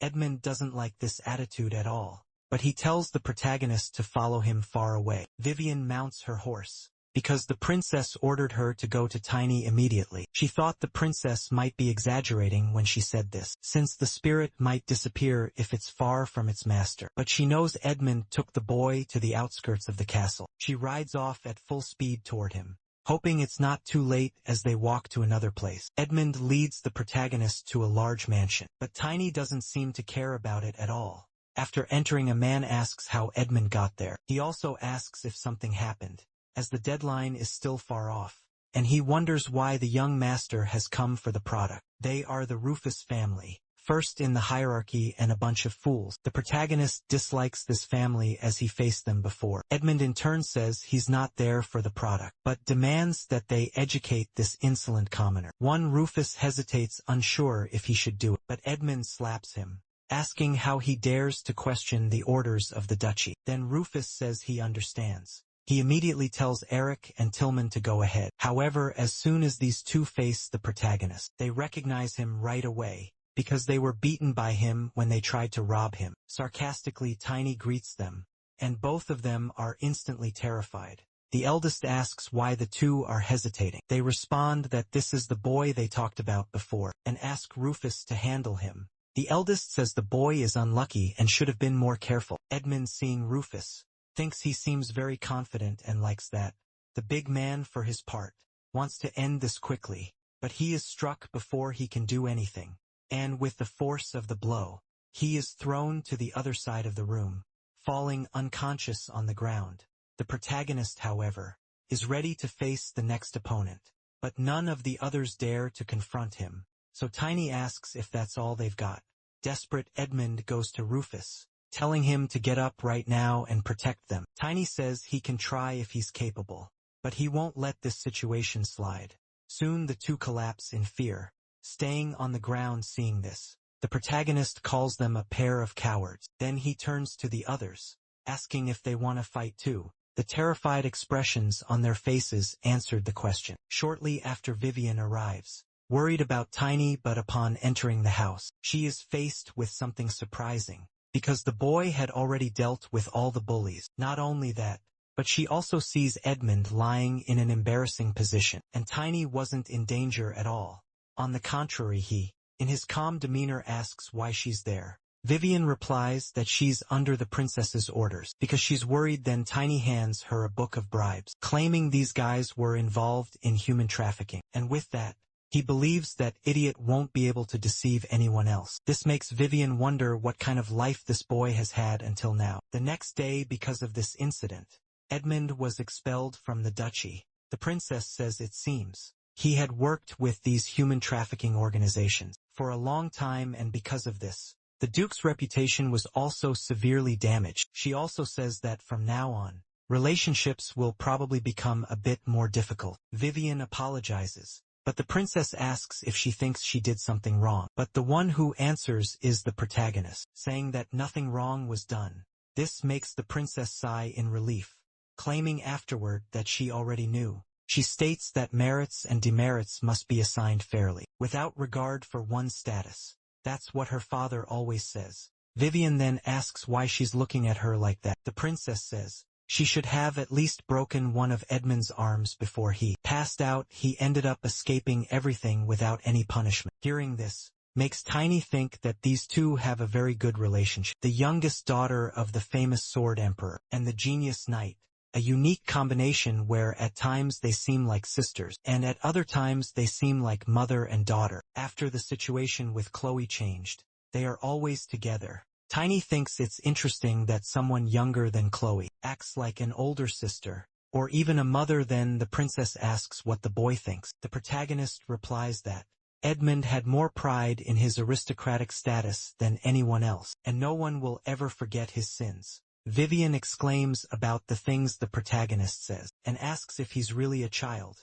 But the princess is only interested in playing with the lunar wolf. Afterward, she even comments that the wolf's name is too long, and decides to call him just Lunar from now on. Tiny asks if she doesn't blame or distrust him. Chloe responds that she has already heard of the dark-haired boy. From Philias it said, he destroyed the underworld organization and freed all the victims, and since he just did it again, the princess finds it incredible. With this, the protagonist is glad she believed him. However, she tells him to never let it happen again, and says Tiny needs to share such things before acting. 3 days later, they are still traveling until the carriage comes to a stop. One of the guards says that an elf has asked them to set up camp, so the princess steps out of the carriage along with the others. The elf introduces herself as Irina, an envoy of the World Tree. After greeting the travelers, she asks if she may join them. For a moment, the princess seems pleased with the idea. However, Tiny recognizes the elf as a fifth circle sorceress. Elves, descendants of fairies, are famous for their beauty. Elvenheim, the kingdom of the elves, is located in the far west. For this reason, it has always been difficult to see elves in the Aslan Empire, which is at the center of the continent. Even so, most of the Empire's people are friendly toward them. Elves born with elemental abilities are known for being pure, gentle, and peace-loving. And this elf is a large-scale fifth circle black mage. In turn, the princess asks if Irina is crossing the Valencia Duchy to reach the kingdom of Werevist. in the north. Irina imagines that it might be inconvenient for the people of the Aslan Empire, since the empire has been in conflict with the kingdom of Werevis for some time, but the princess says that's not the case and states it's just a long journey. The elf says that's exactly the point, as her goal is to travel the world and hear new stories. Chloe mentions that she has heard about this, and asks if Irina is undergoing elven training for the elite elf knights. The elf replies that yes, that's exactly it. However, something piques her curiosity. Irina asks if the princess is the owner of the spirit wolf in her arms. She responds that it's a good guess, but says the spirit belongs to the boy, pointing at the protagonist. Irina says she has heard that there are very few humans with elemental powers. Tiny thinks he already knows everything, and never imagined that this person was someone of high rank. Soon he says he is impressed, as it's the first time he's seen an elf up close, but it's all an act on his part, because the protagonist believes he can't fight her now, and will have to wait. However, his performance convinces Vivian and the princess, and he thinks it doesn't suit his demeanor, but he has to keep up the act. Fortunately for him, the elf doesn't know the lunar wolf's abilities, as only the owner knows all of the spirit's capabilities. He also wonders how the elf manages to hide such a high level of magic. Irina in turn says that since they're talking, they could do a demonstration of magic. Tiny wasn't expecting her to showcase her power outdoors. This reminds the protagonist of his past, where a friend named Argan warned him to differentiate elven powers. Either way, he observes that there are 12 level 3 specialists in total, and 1 level 4 warrior, the stages of a mage's circles, and a mana user's levels can be considered equivalent. So to defeat someone 1 level higher, at least 5 people 1 level lower would be needed. In other words, if Tiny at level 2 wants to defeat someone from the 5th circle, which is above level 3, he would need at least 100 copies of himself. A single attack from the elf would be enough to defeat him. Thus, the protagonist considers preparing a surprise strike, and just needs to wait for a good opportunity, since they have a secret card on their side. The lunar wolf. Speaking of which, the wolf jumps from Chloe's lap and goes to Vivian. Seeing this, Irina says he's very cute, and that she would also like to hold him for a moment. Then she asks the protagonist if she can, and he responds that she can. He says he won't deny this request and hands over the wolf. But what happens next surprises everyone. The wolf transforms into its strongest form, and the protagonist takes advantage of the moment to attack the elf. Definitely wasn't expecting this. Not only that, but Vivian also attacked her with her sword. Irina ended up using her magic, revealing to everyone that she is a dark mage, after being exposed in front of everyone. The princess thinks it was good to have Tiny's company. Since the protagonist can synchronize with the wolf, he was able to warn the princess that the elf was a dark mage. He also said that Vivian could help. At that moment, Chloe was a bit shocked, but she knew she had to maintain her composure. The protagonist knew this could become an international issue, but he said he hoped the princess would understand. He also explained that, at the rear of Elias, if they didn't launch a surprise attack at that moment, they would be in danger and he would risk his life to deal with it. After making the princess aware of his plan, the wolf leaped into Vivian's arms. This allowed the protagonist to alert her as well. With that, the two managed to coordinate their attacks, catching the ill-intentioned elf off guard. However, this didn't last long, as the elf managed to escape soon after. From above, she summoned a magical shield. Vivian shouted for her soldiers to attack together, and they did so in unison. The protagonist wasn't left out, as he attacked along with the others, but as expected, the elf was very strong and he couldn't penetrate the force field. After that, one of the guards also attacked. However, this only made the elf angrier. She used her magic to push them away. Irina, furious at being discovered, demanded to know how they figured it out. Tiny replied that it wasn't hard to tell, since he smelled the stench of her dark magic. The boy's audacity provoked Irina's deepest hatred. This made her even stronger. Even surprising, Tiny Irina used her magic to cause an explosion, creating a cloud of magical smoke. Everyone was about to be hit, including the protagonist, who was very close, but he managed to summon a magical force field to protect himself. Even so, the impact was so strong that he was thrown far away. After getting up from the ground, he thought this was the first time he had to use this ability in his current life, and he was barely missed by the attack. Meanwhile, Vivian said that the elf shield was weakened, and they should seize the opportunity to attack. Irina kept attacking, shouting for everyone to get out of her way. Tiny took the moment to mount the lunar wolf and charge toward the opponent. However, once again, he couldn't break through her shield. Even so, he caught the elf's attention. Distracted, she didn't notice the others approaching, but at the last second she managed to dodge their attack, saying that if this ends with just one death, it will be completely useless. She also declared that now that things had reached this point, she would kill everyone. Her words, however, didn't frighten the heroes, who used the moment to attack again. This infuriated the elf even more. Tiny approached from above and tried to strike her. He managed to land a blow, but it only hit her shield. However, the force of his attack was so strong that it knocked the elf to the ground. This caused her force field to start cracking. Irina didn't like this at all, but Tiny said there's more where that came from. In turn, the elf declared she would take all of them with her. She then used an area of effect spell affecting everyone around her, including the princess, who, seeing the approaching danger, was startled, but Vivian stepped in, stopping Chloe from being hit. Then she told her men to hold on a little longer. However, looking up, she saw something surprising. It was the protagonist moving like a meteor. Tiny, for his part, thought it was perfect that the flames were completely blocked, and thanks to his improved vision, the iron armor is much better and more useful than in his past life. Now, he thinks he must attack with full force to finally defeat the enemy. After striking the elf's force field again, he managed through the impact to cause another magical explosion. The impact threw Vivian far away and Tiny too, though he was saved by the wolf. Even so, he got hurt, but it could have been much worse. His effort, however, wasn't in vain, as Tiny succeeded in destroying the elf's magical shield. Having succeeded, he mounts the wolf again and charges forward, telling the others to attack as well. Vivian stands up and acts according to the plan. Frustrated and angry, Irina asks how they dare, calling them filthy humans and pushing them back with magic. Vivian notices that the elf still has considerable power, but looking at the protagonist, she sees that it hasn't stopped him from attacking. The protagonist continues advancing toward the opponent, and as he gets close enough, he launches another attack on her. Then Vivian tells the guards they need to finish this quickly, realizing she's at a disadvantage. The elf retreats and the protagonist notices she's fleeing. He immediately tells everyone to stop her by attacking, but the elf wasn't fleeing.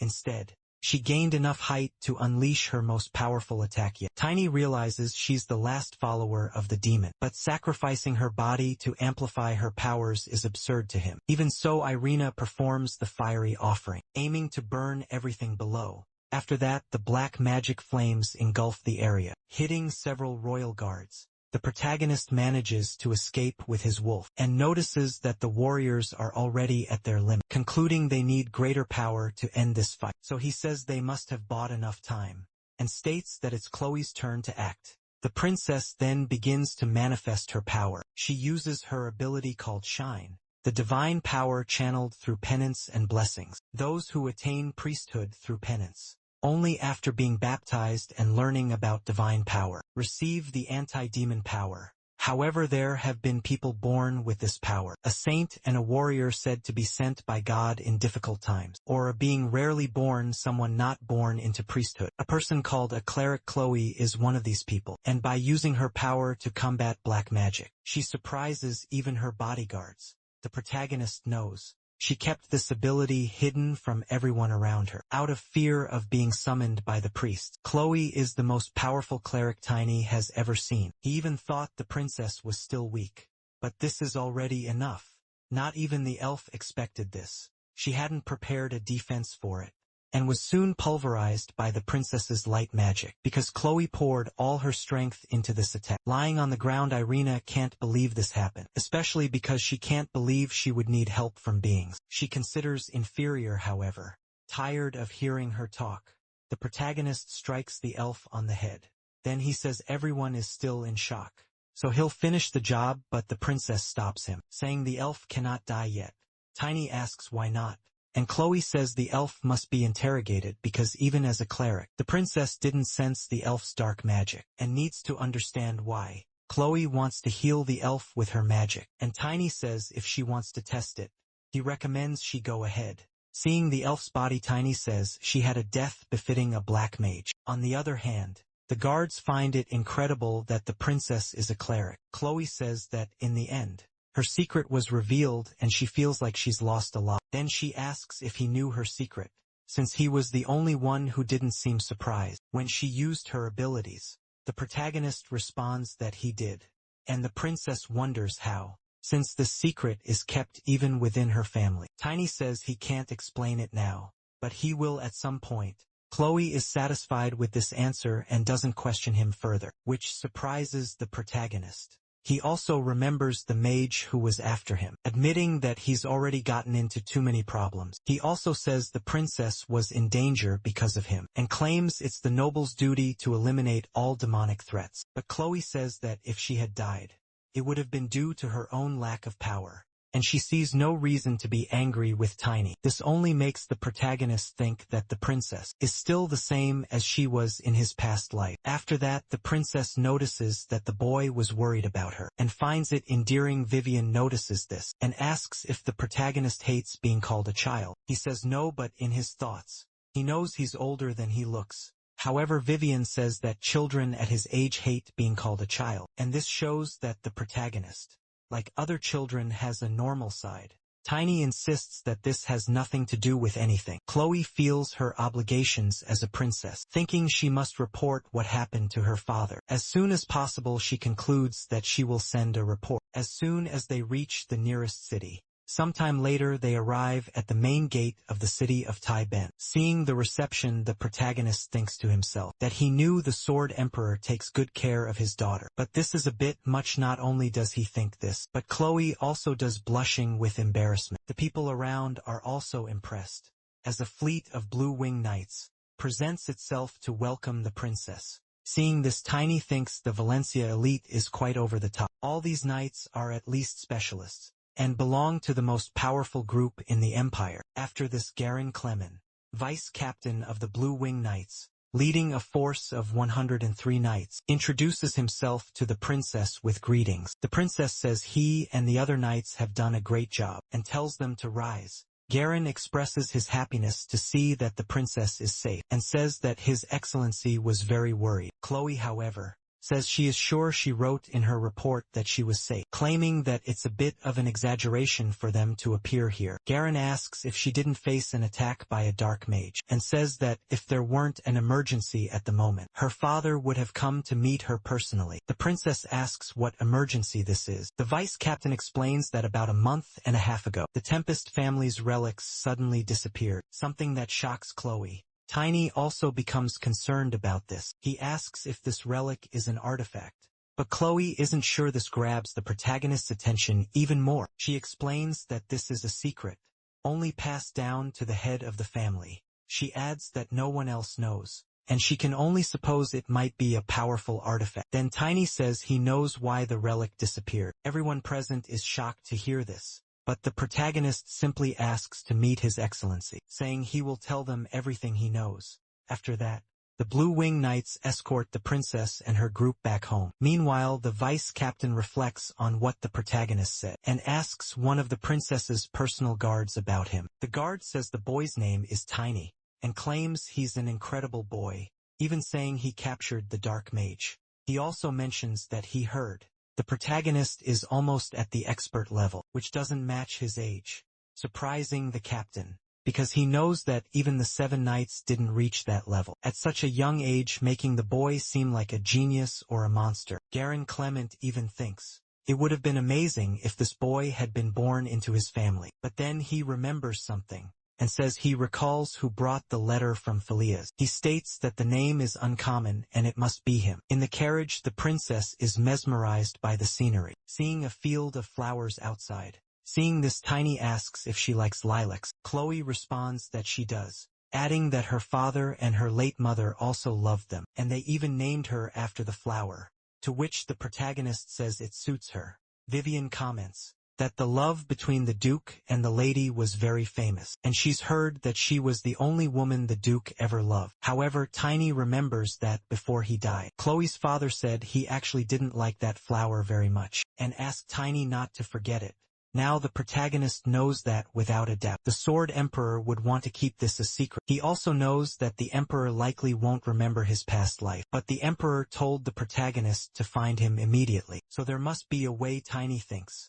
He must meet the Sword Emperor to define his path and find a way to become a great knight. For the protagonist, his level is the priority right now. If he doesn't reach at least commander level, it won't help him at all, because in this life, he wants to destroy those who stood in his way in the past. At the mansion of the Duke of Valencia, one of the largest in the Osland Empire, the guards celebrate their return home. The princess asks the protagonist if he has been to Valencia before. Tiny responds that this is his first time. Chloe doesn't quite understand what he means, but then both are startled, because the princess's father shouts with joy upon seeing her again. Right away the protagonist recognizes him. However, he didn't expect to see such a formidable warrior. Acting like a doting father, the old man doesn't care about that, as he's just happy to see his daughter. On the other hand, Chloe is dying of embarrassment. When she sees her father running toward her for a hug, she dodges. Her father asks why she's doing that, and she says everyone is watching and he should have a little pride. Crying, he asks, what's wrong with a father worrying about his daughter? But Chloe says it's no use making that face, and he should apologize to the knights, who had to suffer so much for nothing. So he does, saying they did an excellent job and that thanks to them, his daughter is safe. Then he expresses his gratitude as a father, above being the Duke of Valencia. After that he says, a banquet has been prepared for them, and tells everyone to enjoy. The Duke then asks who the boy accompanying his daughter is. Tiny realizes the old man didn't recognize him. Chloe says she already told him about the boy, mentioning that the protagonist will testify about the black mage. Her father says he's been very stressed lately and didn't remember that. But straight away Tiny tells the Duke that he can say where Tempest is. His direct statement surprises everyone, including the princess, who definitely didn't expect this. Even the Duke is startled, calling him a cheeky boy. Quickly, the protagonist feels something strange, as he's under the effect of soul pressure. But he thinks the Sword Emperor still has much to learn, before finally reaching the level of previous proficiency. Among the 7 knights, Estina has the highest proficiency, and Jarek is another who could have achieved that level. In his thoughts, the protagonist concludes he can suppress all of this with the power he accumulated in his previous life. After that,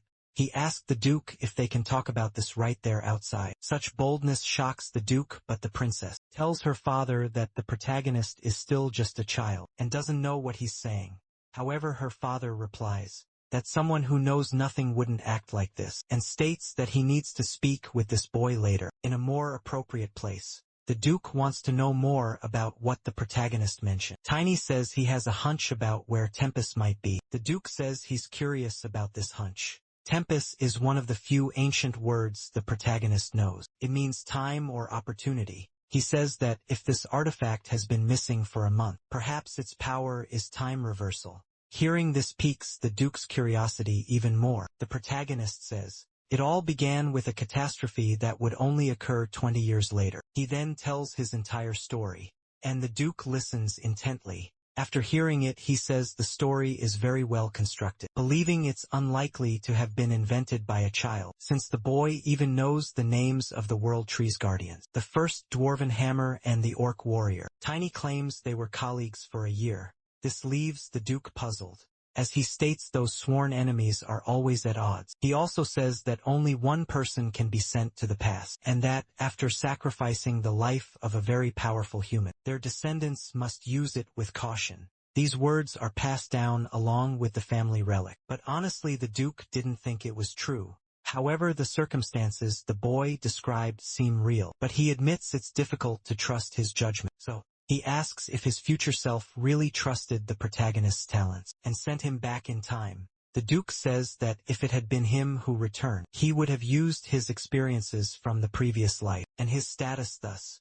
He'd be ready to organize humanity's power to face the Demon King's army. Despite that, he's still doubtful about one thing. Why didn't he return instead of the protagonist? The Duke becomes indignant that it was the boy who returned in time, not him, and asks why this happened. Tiny says only the Duke's future self can answer, as before sending him back, the Duke said something about saving his talent. That's when the protagonist realized the Duke had gone mad. The Duke understands and imagines that his future self didn't know where he was sending the protagonist. Tiny is surprised to have been sent back by someone who didn't know where he would end up, since he had never used the item. The Duke says he couldn't know, but instead he simply conveys these words. He says, the protagonist should return to where his soul was most troubled. Looking at Tiny's current state, the Duke believes the boy has returned to the moment when he found his determination, and so his future self must have foreseen this as well. Now the protagonist understands the reason he returned, to the day his sister died.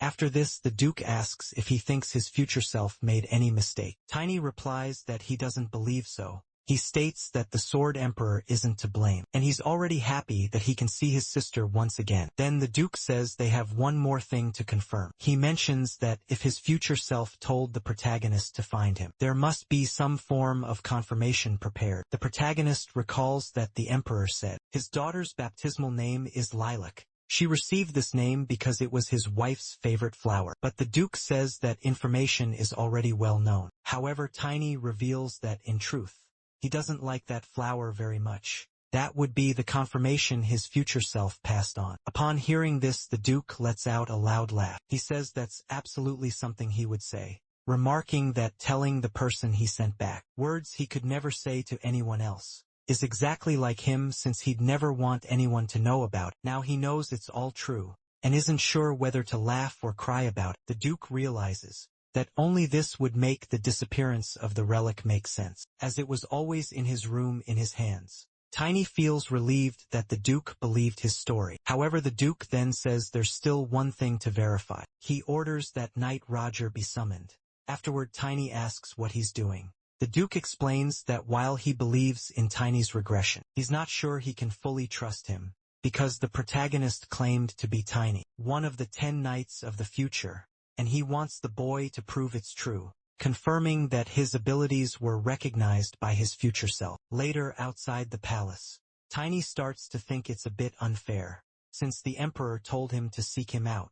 But now his current self wants to test his abilities, so the protagonist decides to use this chance to tease the Duke, and asks if he's never wondered what his future might look like. The Duke replies that he has many times. Tiny then asks if he wouldn't like to know a bit about the duchy's future, but the Duke responds that he doesn't need to know. He states that everything he's curious about involves the foreboding of a disaster, and tells the protagonist never to say otherwise, neither to him nor to others, because people evolve through their mistakes and failures. The Duke asserts that he is proud to have taught his children the right way, ensuring they wouldn't crumble in moments of frustration, and he doesn't want the protagonist to disrupt his children's opportunities to grow. Even so, Tiny insists that he knows a little about the princess's situation, but he asks how someone like him who struggled so much because of his body could get close to the Duke's family. The Duke is taken aback by this, and asks if the protagonist truly has no idea what might happen in the future. Tiny replies that he only knows the aristocracy turned into chaos. With this, the Duke asks if that's all he knows.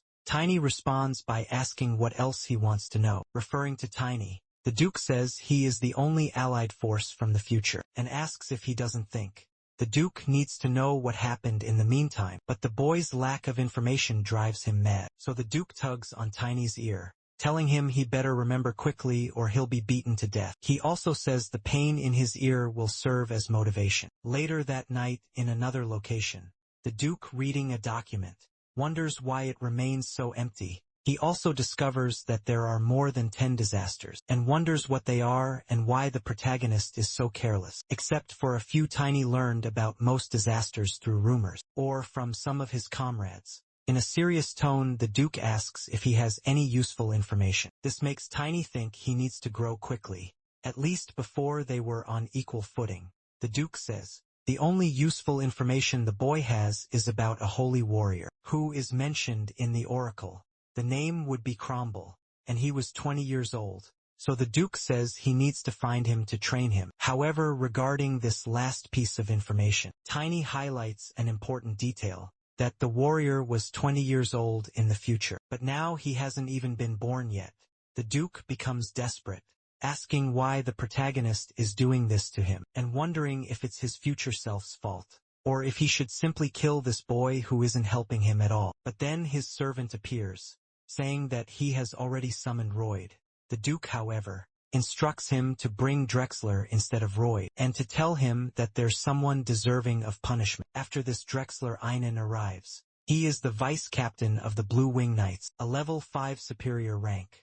Drexler is extremely excited to have been summoned by the Lord. The Duke greets him formally, and says he needs him to test the boy, to see if he's worthy of his trust. This surprises Drexler as he wasn't expecting to have to fight a child. He wonders why his lord called the vice captain for such a trivial matter, and questions whether he did something wrong to be demoted. In his mind he imagines it would be very difficult to maintain the mansion without the vice captain, but the Duke calls him back, telling him not to get lost in his useless imagination. He also says this is a very important matter, so Drexler should fight the boy carefully. Drexler takes a good look at the protagonist and notices something surprising. The boy is at level 2 even before becoming a specialist. The boy seems to be about 10 years old, so Drexler wonders how that's possible. In turn, Tiny asks Drexler to introduce the craftsman who made his weapon. He says it would be better if the hammer were bigger, and even gives some tips about it.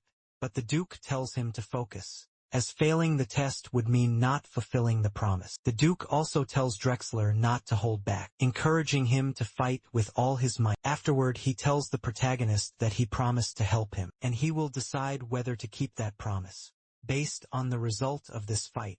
Tiny asks if the outcome depends on who wins. However, the Duke responds that he doesn't think it will go that far. He also says that if Tiny manages to land a single hit on the vice captain, he will pretend the boy won the duel.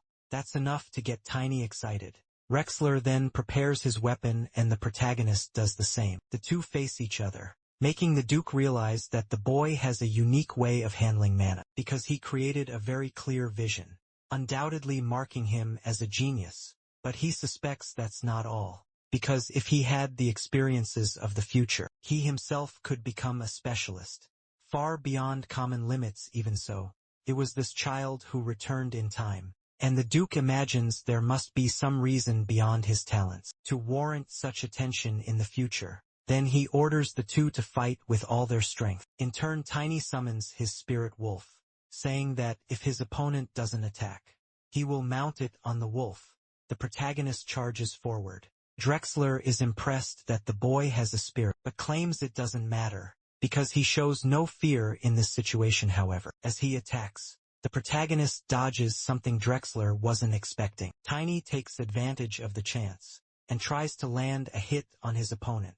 He manages to strike a blow on Drexler's armor. However, it doesn't leave a scratch, which makes him wonder if Drexler specializes in both attack and defense. On the other side, Drexler says he's having fun. He also says he'll take it easy, so the boy doesn't end up dying with his hammer. He attacks but ends up hitting the ground. Tiny then focuses and says he will compete using speed. Drexler doesn't just stand still. He finds the protagonist quite bold, and with a ground strike, he collapses the columns the boy was using to move through the heights. Tiny then realizes not just that, but Drexler has advanced and narrowly missed him as he managed to jump. At the last moment, the protagonist is surprised to see Drexler wielding a hammer larger than a sword with a single hand, making it seem as though shields are also used in pairs. This means he's focused on defense. Drexler asks how long the protagonist plans to keep running. Meanwhile, Tiny continues evading from above, making Drexler realize he's very good at dodging. From outside the arena, the Duke observes, thinking he can read all of Drexler's movements. The vice captain thought he would only face a 10-year-old boy, but it seems that Tiny's past life's experiences still remain with him. To the Duke, Tiny is certainly impressive, but he believes it's not enough, and wants to see everything the boy has to offer. So he asks Drexler how long he plans to drag this out. This angers the vice captain even more, and it gives him the motivation he needed. Soon, with all his strength, he attacks the protagonist with his strongest skill. The skill, which the Duke himself recognizes as a soul weapon, surprises him. He thinks it was unnecessary and knows he must stop him. Tiny, in turn, doesn't seem worried because he faces the opponent head-on, making the Duke think the boy must be crazy. The clash between the two ends in a huge explosion in the air. With the impact of the explosion, the protagonist falls at great speed. The Duke then calls him an idiot, and Drexler apologizes for the excessive force. The Duke says he wanted to see the protagonist's talent, not his courage, but with a smile on his face. Tiny says he won. The Duke doesn't quite understand what he's saying. However, when he looks at Drexler, he notices a wound on his face when the protagonist advanced in the fight. Before being hit by his opponent, he threw his weapon toward him because he managed to get close enough. So at that moment Drexler was struck. That's why Tiny jumped, and now that he understands this, the Duke says the boy could have died, and shouldn't do something so reckless just to win. Tiny insists that he didn't die and that he won, but the Duke asks if he was this reckless in his past life. The protagonist confirms that he was, because according to him, if he didn't act that way, life would become a dark alley with nothing to offer after all. He asks if this isn't just a game, where they have to win no matter what, stating that's how he's lived until now. Then he asks what the Duke thought and if he managed to prove anything. The Duke says he would never do something like that, and imagines that perhaps in his past life, he must have thought it was worth attempting something so reckless. Then he says he will keep his promise and give the protagonist what he needs most. Now Tiny tries to thank him for his kindness, but then he loses his strength and collapses on the arena floor. After some time he wakes up, and upon seeing the Duke, he asks where he is. The Duke says he recovered faster than expected, and mentions they have much to discuss. Tiny asks how much time has passed, and the Duke replies that it's been about half a day. The protagonist then asks if he called any priest, but just then the princess appears, saying she just finished recovering, and asks where he wants her to take the boy, who just woke up. She also asks if he didn't intend to hurt him again. However, she hears from her father that the boy hurt himself, and he wouldn't hurt his daughter's benefactor. The protagonist is surprised to be called that, since he thought it was the opposite until now. Chloe says he was between life and death,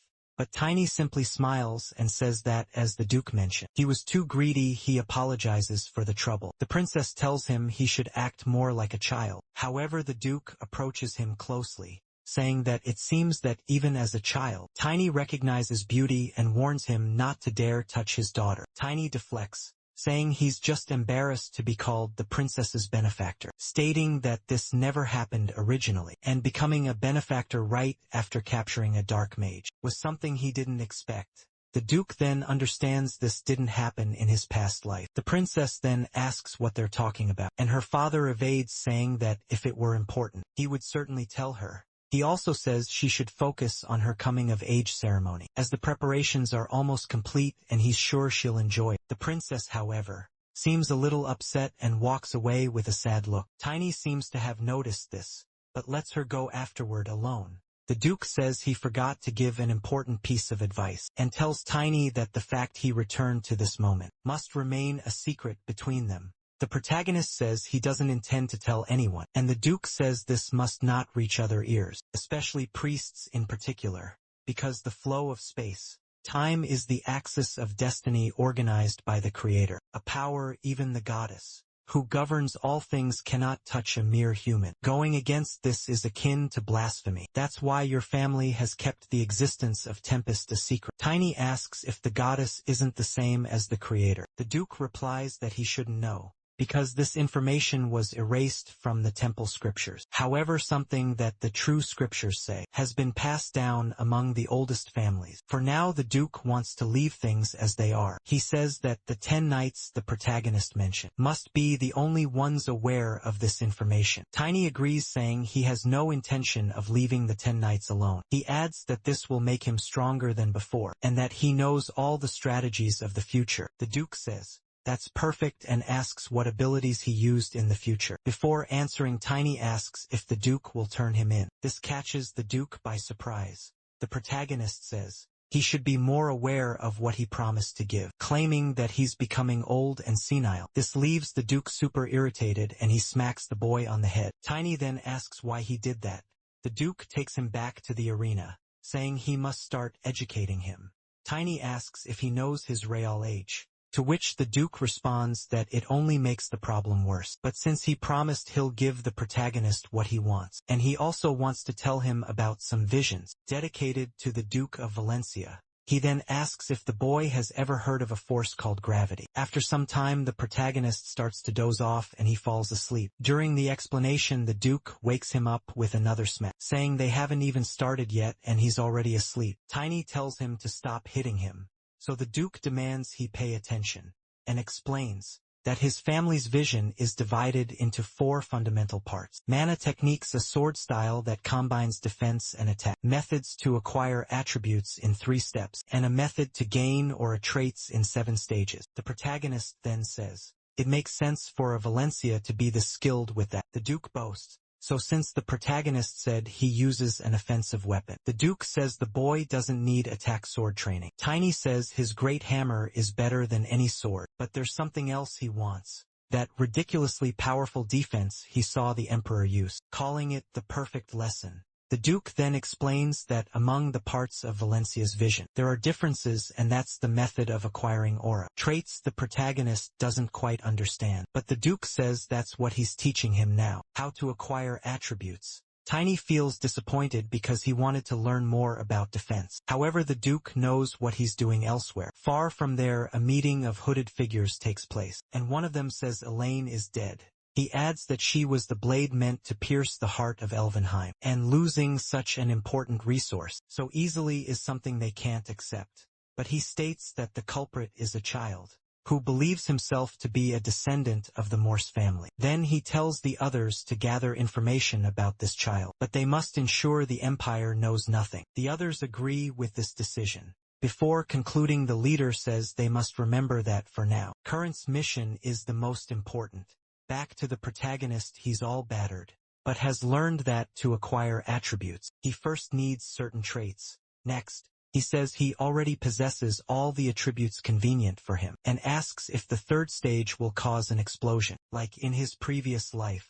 The Duke replies that he already checked, when his body collapsed after that fight, and he states that even with a child's body, Tiny was heavier than most knights. Therefore his body is shaped by the vision. Tiny isn't sure about that, but the Duke tells him to think carefully, and asks if he didn't use armor in his previous life. With that, the protagonist remembers he did use very heavy armor. The Duke then says that the heavier the body, the heavier the armor. In other words, the greater the energy absorbed, the slower the movements, and he asks if Tiny knows why. Then he states that it's because of something some sorcerers call gravity. If he masters this attribute, the heavier his body becomes, and the more energy his body holds, the faster and stronger he will become. The Duke asks if the boy is interested now. He then states that this is an ability no ordinary expert could compare to, as there is a force between objects. Hearing this makes the protagonist increasingly curious. However, he can't fully focus on the Duke's words. This irritates the old man even more. He tries to explain again, but the protagonist asks why the ground would attract anything. Finding the Duke's explanation nonsensical, the boy's ignorance makes the Duke impatient and frustrated, but he doesn't give up, and asks why the boy thinks things in high places fall. Tiny replies that it has always been that way. Already irritated, the Duke says it happens because of gravity, but the protagonist shows no interest in learning about it. This makes the Duke ask why he doesn't try a little harder to understand. Tiny asks why it has to be so complicated, claiming that if he doesn't understand, then it's fine as it is. This lack of respect ignites the old man's full fury, calling the protagonist a damn brat and preparing to crush him. He then takes the boy to the top of a tower and holds him by the edge, by his shirt alone, causing the protagonist to panic. The Duke says he will learn through practice. Not only that, but he also uses ice mana to increase the boy's weight. Then he asks again why someone who climbs so high would have no choice but to fall. Desperate, the protagonist answers gravity, but he says it without understanding what it truly means. For this reason, the Duke lets him go,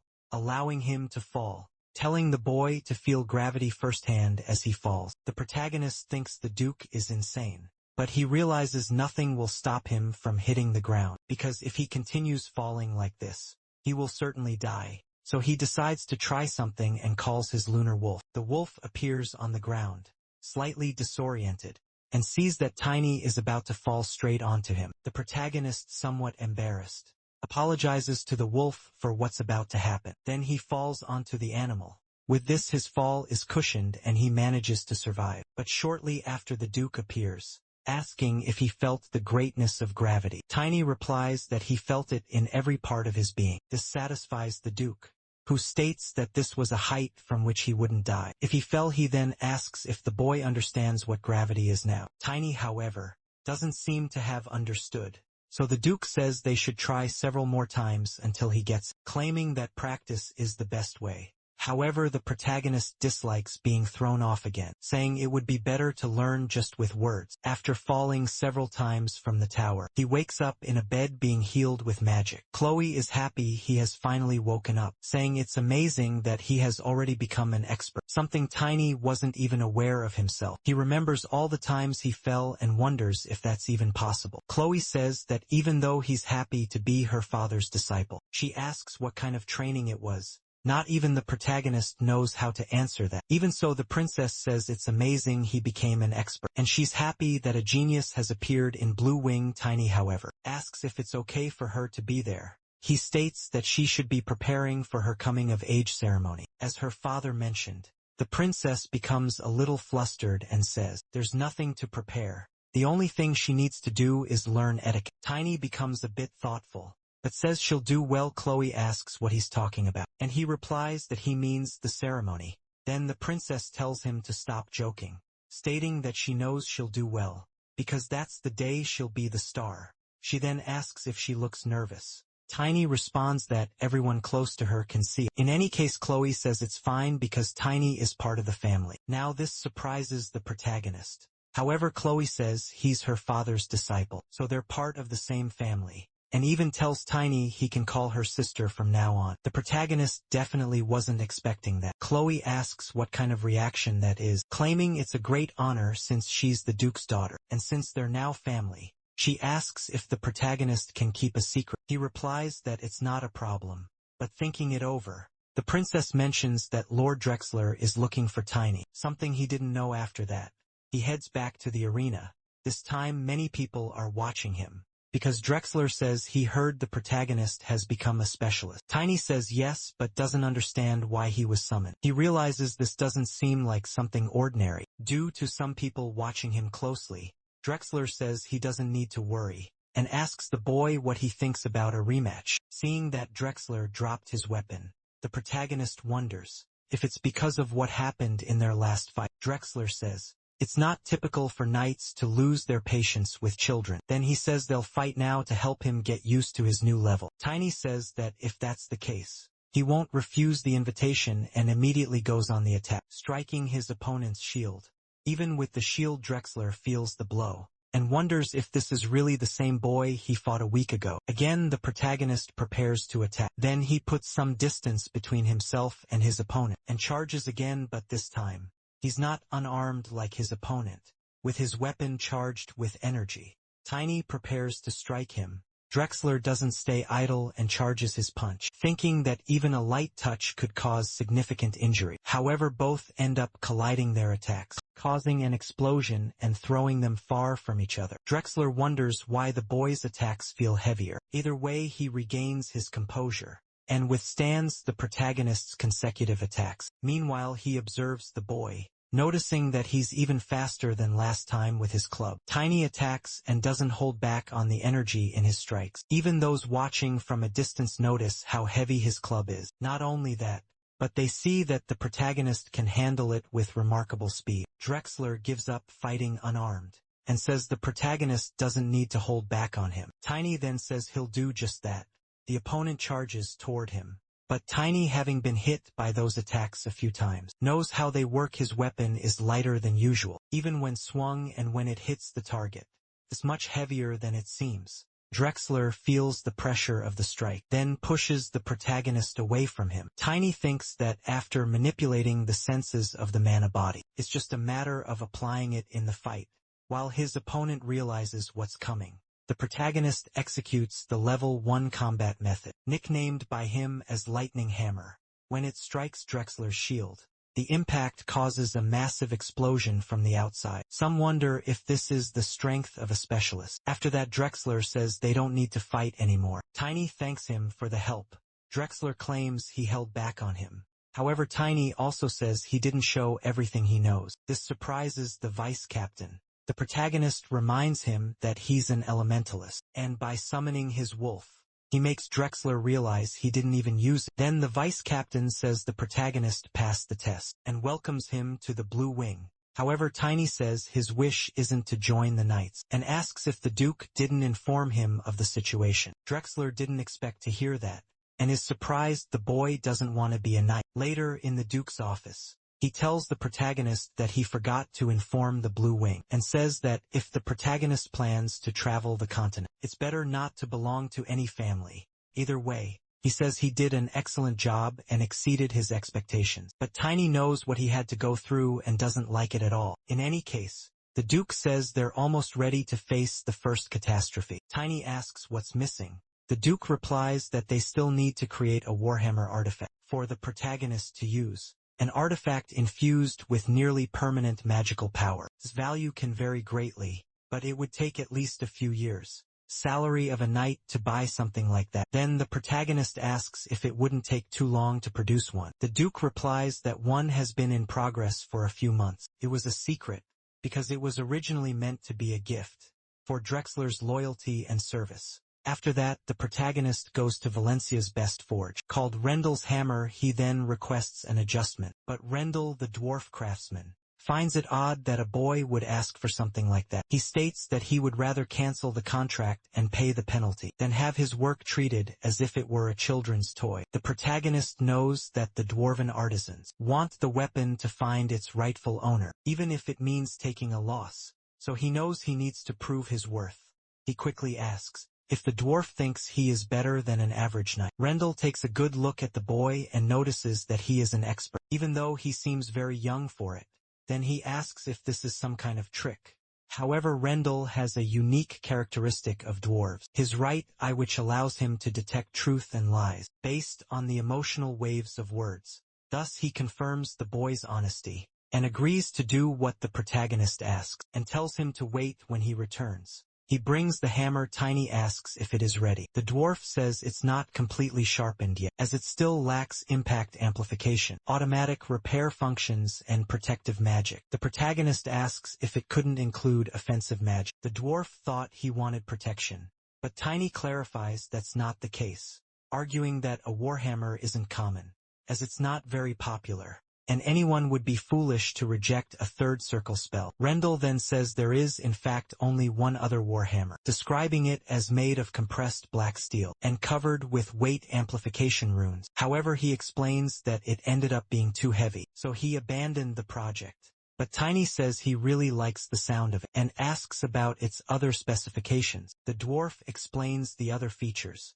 and the protagonist becomes eager to see the hammer. Due to his insistence, Randall takes the boy to the weapon, and upon seeing the hammer, Tiny's eyes light up. However, Randall says it's not as grand as it looks, because the hammer weighs over 100 kilograms. But before he knows it, the boy already has the hammer in his hands. Even realizing the weapon is heavy, Tiny can still wield it. He even strikes the ground with it, alarming the dwarf as it could have collapsed the house. The dwarf notices that the boy has fallen in love with the hammer. In turn, the protagonist says the hammer is a bit small, but resembles the nocturne he used in his previous life. Tiny then asks if the dwarf could help him with the dagger, so he can still use it as he grows. Randall says he doesn't even need to ask.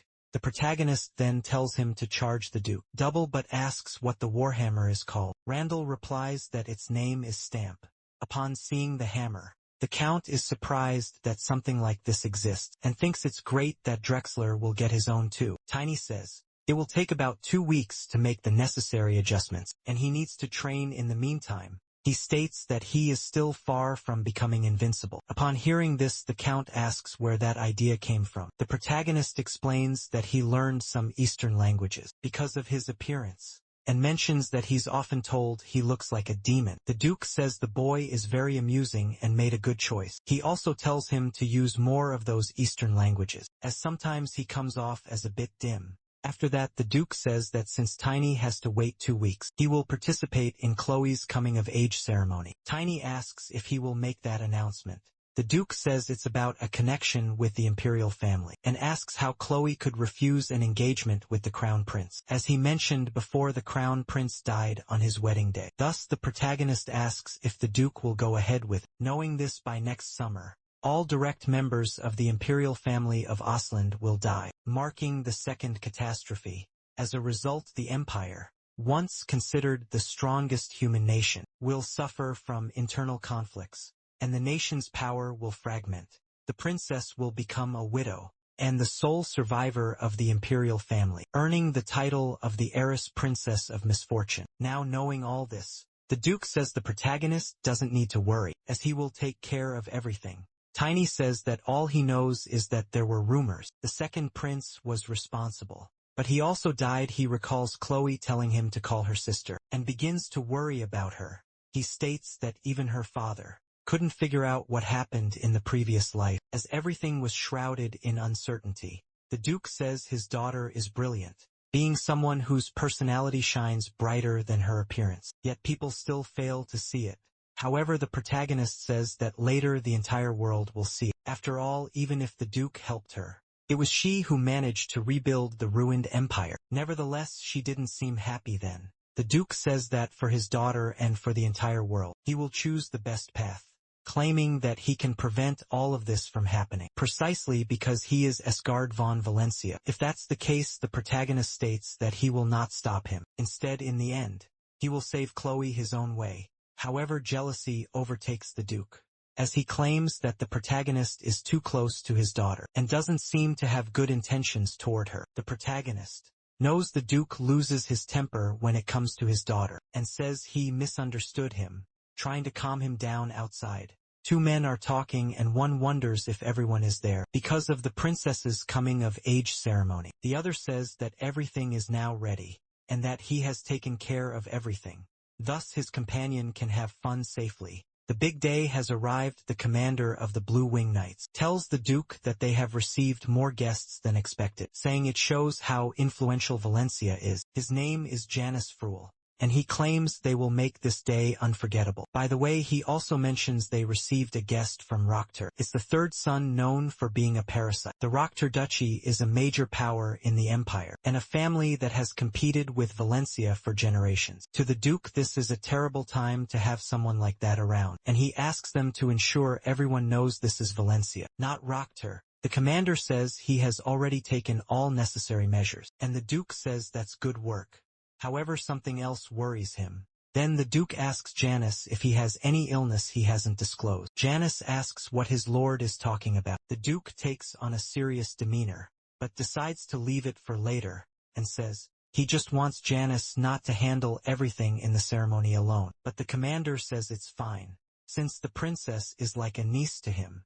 The Duke remembers that as a child, Chloe used to follow him around, and there was even a time when she thought she had 3 older brothers. Then he changes the subject and asks if Janus plans to marry. The commander replies no, and reminds his lord that he promised not to ask that again. Thus the Duke apologizes. Janus says he seems a bit strange today, and the Duke simply says he's becoming more nervous as the coming-of-age ceremony approaches. Then he says his commander must be quite busy and dismisses him. His name is Janus Fruel, just a child who became commander after his father passed away. The Duke had asked the protagonist about him, but Tiny didn't recognize him or have any information about him. This makes the Duke wonder if Janus won't be by his side in the future. Moreover, it won't be because of a chronic illness or a marriage. However, Janus is a level 6 mana user and won't die in any ordinary battle. It will probably be because of the second catastrophe. At least that's what the Duke thinks back to.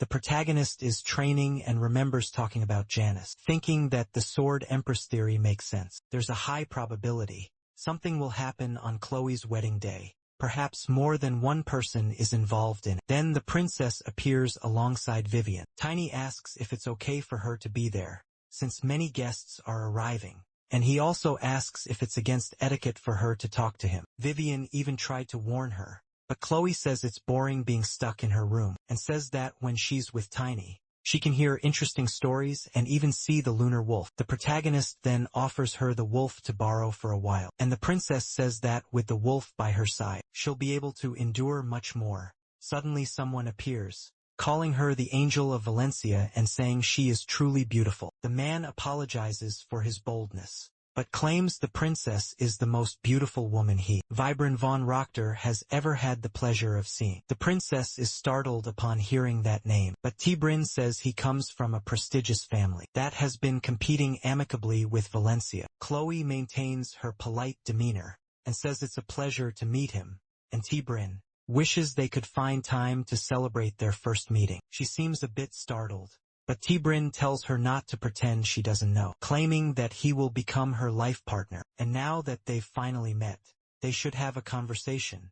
Tibrin even mentions that he brought an excellent wine from his estate. Angrily, Tiny wonders who this lunatic is to offer alcohol to a minor before announcing an engagement. Vivian steps forward saying that Tibrin must step back, because the princess is not allowed to interact with guests until the coming-of-age ceremony. Tibrin is surprised to see a female knight beside the princess, and asks how a woman dares to interrupt him. His guard then tries to intimidate Vivian, saying she should step aside, as this is a conversation between young aristocrats. However, Vivian responds that this situation goes far beyond what he imagines. Tibrin's guard says his master is being sincere, and that he was ill for a few years. He hopes the princess can understand, even if his master seems a bit rude. Tibrin agrees and asks for at least a chance. From afar, the protagonist observes everything, and he thinks that this guy is even stranger than the last idiot, determined to make him pay for this.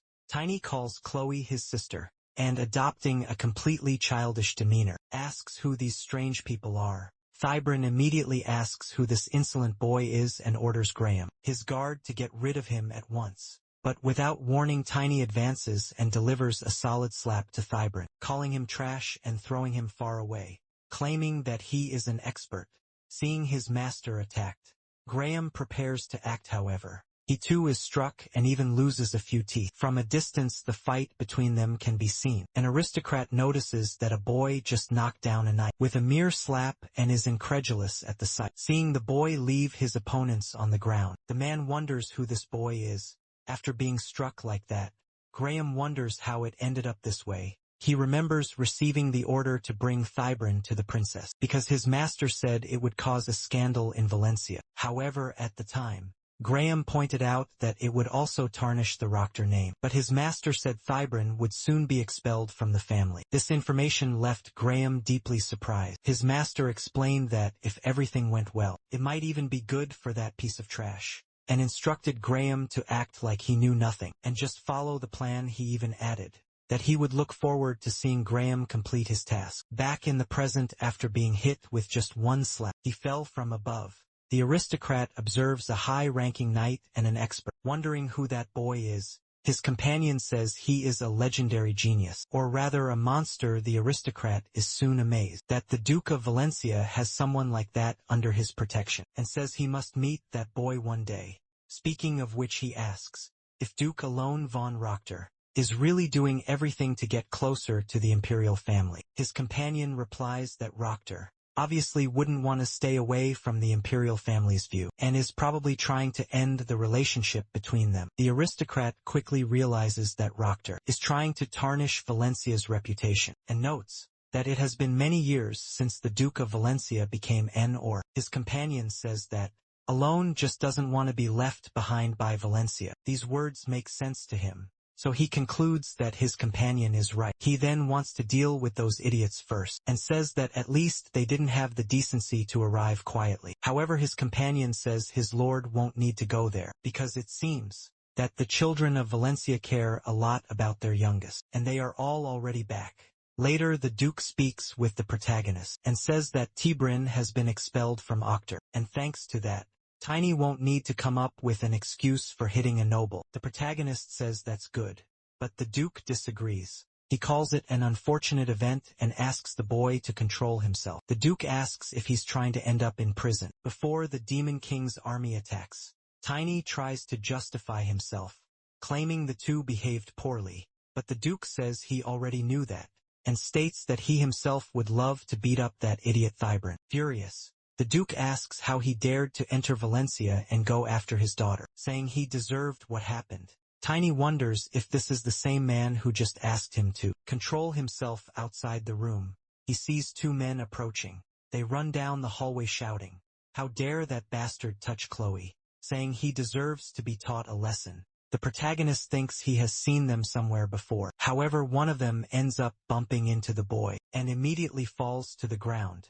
The other one is surprised by this, because he sees a specialist being pushed by a child. But upon seeing the protagonist's aura, he asks if the boy is Tiny. The boy who fought Drexler Tiny replies yes, but says that Drexler lost on purpose, and didn't even use his spirit weapon. They then say the rumors were true, and that it makes sense for his father to have given him his vision. They also say it's a shame they met under these circumstances, but they are busy now so they will meet him later. Soon after they continue running after Thybrin, saying they won't let him leave Valencia alive. Aaron says he wants to be the first to punch him in the face. Thus the protagonist realizes that he is Aaron, the heir of Valencia, which is why he seemed familiar. However, he wonders who the other guy with him was, since there was only one young master in Valencia in the future. Then he wonders if the same thing happened as with Janice. This issue with the imperial family of Aslan irritates him, because the imperial family always considered Aslan's lineage the most noble. Only those from Aslan's lineage were allowed to attend the banquet. Even Valencia's guests had a very limited and small number. Without even imagining the consequences, the protagonist knows that the blood of the noble golden dragon froze to death.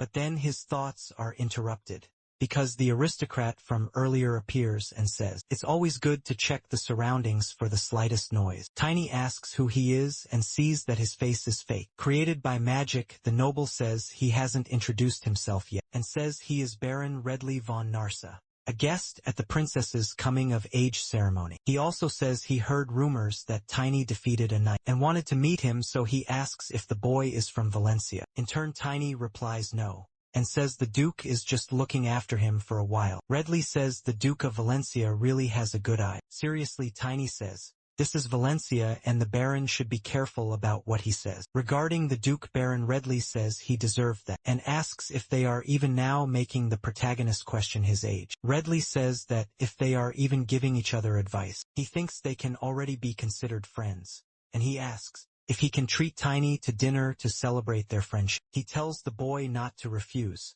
claiming that if he agrees, the two will have fun and build a loyal friendship. Tiny thinks he should just beat him up and uncover his true identity, but he remembers that the Duke told him to control himself and stay calm. However, the Baron then mentions that he heard the protagonist is close to the princess, and asks if he thinks the two of them could meet. Before he could say anything more inappropriate, Tiny wastes no time and lands a solid slap on the arrogant man's face. Like the others, he goes flying out of there and lands straight onto his servant. This leaves the protagonist satisfied, not caring at all about the consequences. After the Baron is sent flying, the protagonist realizes he might have overdone it. This angers the servant, who immediately charges to attack, calling the boy insolent while he fights with a sword. The protagonist defends himself using only mana. Furious, the servant says he will break him into pieces. Tiny notices that the opponent is stronger than he expected, but looking closer at him, he realizes the man is controlling space with mana. This makes him a challenger.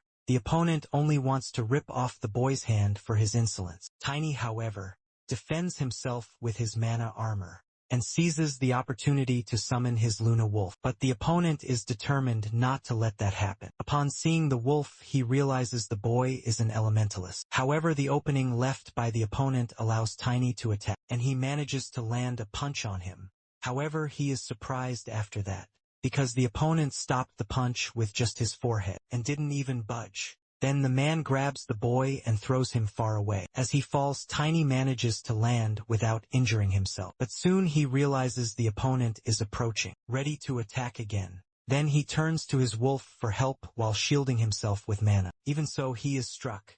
However, he manages to soften the blow. His opponent comments on his resilience, and declares he won't hold back anymore. With his sword he moves to attack but receives the order to stop. The Baron rises from the ground, claiming that the fault was his and not the boy's. After that, Tiny encounters Janice, who says he thought it would be good to meet him, but didn't expect it to happen like this. Tiny apologizes and Janice comments that he did seem a bit suspicious. The Baron, who is also present, asks for forgiveness. Janice says he'll let it slide this time. However, he warns him to keep one thing in mind, stating that Valencia is not such a forgiving place. He also tells Tiny that the person with the magical disguise has permission for it, leaving the protagonist feeling oppressed. Janice expresses high expectations for him and claims that if he's a bit more cautious, he believes Tiny could become very promising. He then says he's a little busy, but Tiny wants to ask him something before he leaves. He questions him about the Baron.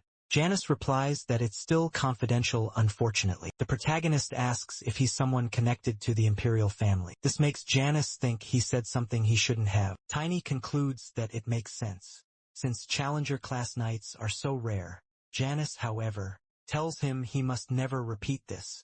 Tiny thinks to himself that he already knew about the arranged marriage, and assumes the Baron must be some kind of imperial inspector. After all, Chloe's coming-of-age ceremony has finally arrived, and they will likely announce her engagement to the Crown Prince. A week after the coming-of-age ceremony, Janice reflects on Chloe not as a princess, but as his younger sister, and vows to make this day the most beautiful of her life. However, he grows irritated hearing Tiny talk, as the boy is savoring the food and not paying attention to anything else. Tiny even tries to speak with Janice, but he's only focused on his duties. Janice tells Tiny to eat more slowly because there's plenty of food. Tiny tries to respond, but his mouth is full. Janice then tells him to stop eating before he breaks his jaws. The protagonist is startled by this, but Janice just thinks he's a growing boy lacking discipline. Soon after, the Baron approaches again and asks if Tiny has time to speak with him, instead of the busy Lord Janice. Tiny is surprised that the inspector showed up at the party, and admits he was a bit rude. Last time he thanks him for his generosity and forgiving him. The Baron replies that it was his fault for asking the impossible, and admires Tiny's defensive reaction at the time. He also says that if he's rude again, Tiny has permission to hit him because no one would dare retaliate. Feeling a little awkward, the protagonist wonders if this guy is some kind of masochist. After that, the Master of Ceremonies announces the star of the event, Princess Chloe von Valencia, who enters alongside her family. Her father accompanies her along with her siblings, and the princess's charming smile lights up the room. Upon seeing this, the Baron is awestruck, remarking on how beautiful she is. Tiny doesn't like this at all, and doesn't want to let it slide unnoticed.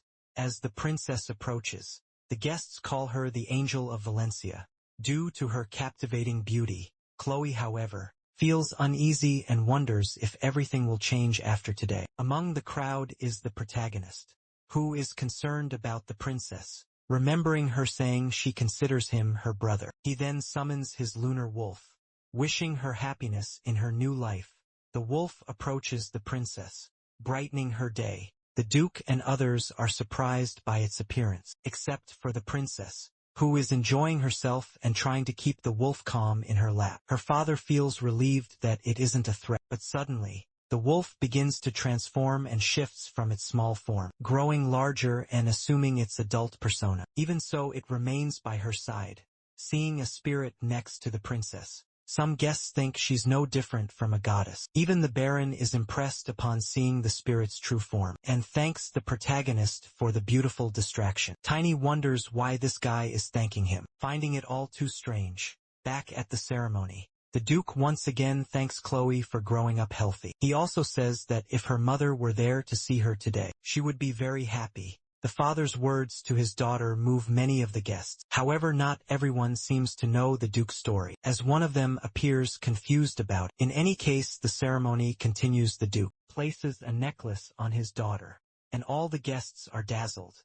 The Master of Ceremonies announces that now comes the highlight of the evening, and says it's time to present the princess's fiancé. The Duke then declares that his daughter's fiancé is this person, pointing to the hall but not to someone physically present. Instead, it's a magical projection displaying the fiancé for everyone to see. His name is Bradley Van Azeren, and he says he's very happy to receive the Angel of Valencia as his companion, but he regrets not being able to attend this wonderful day in person. Vivian, who is present, is impressed because this young man is the heir to the throne. Meanwhile, the protagonist remembers that, in his past life, Bradley died for nothing. The Baron says it's his turn, but the protagonist grabs him and asks where he's going, stating that it's not time to leave yet.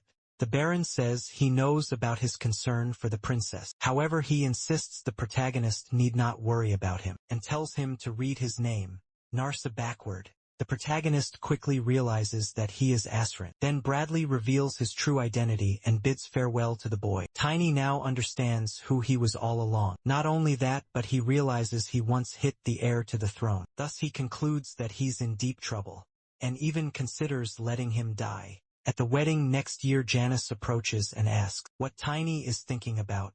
He deflects, saying he's just feeling warm, but Janice reassures him, saying that His Highness has already forgiven him, and even if there's some resentment, he assures that as long as Tiny is within Valencia's territory, he will be safe. It was the Crown Prince who sought this engagement, to go against the wishes of His Majesty, the Emperor, who preferred the Rochter family. Tiny then understands that the prince favors Valencia. Janice has more to share and reveals he has a message from his master. He says everything is ready, and instructs the boy to meet with the Duke after the ceremony ends. That's what happens, and the protagonist goes to the Duke's office. The old man thanks him for revealing the spirit, as it seems to have relaxed Chloe. Tiny says he didn't do anything significant, and asks if everything is ready. The Duke replies yes, but honestly it's still a bit hard to believe. He explains that humanity is the sacred relic of Karen, has disappeared, and Orthus, the capital, was destroyed by the great demon Kraken's attack. Then he asks how it could possibly be Kraken of all demons. Tiny says he needs to find out.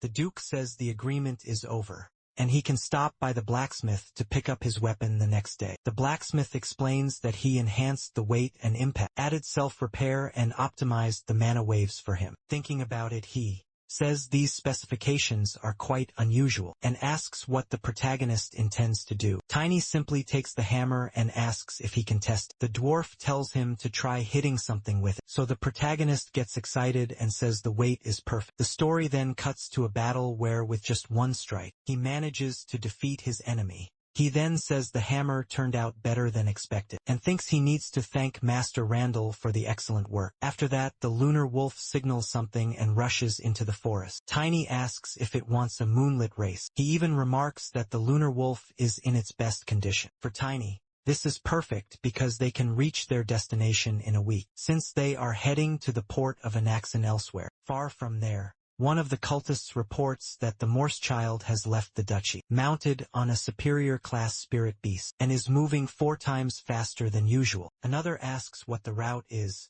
The first replies that the nearest port is Currents, in an accent which shocks the others. Their leader says this is more than irritating, and this time he wants to handle it personally, and orders the others to call the trainer. On the road, the protagonist encounters an ambush and asks who these idiots are. The men don't like being called that, and ask if the boy still hasn't fully grasped the situation. They know the boy is at an expert level, but claim he's just an elementalist against 5 of their best men. They also say that this boy needs a wake-up call because the Black Knights, will teach him a lesson. At that moment, an archer shoots an arrow at the protagonist. Meanwhile, Tiny mocks the entire group.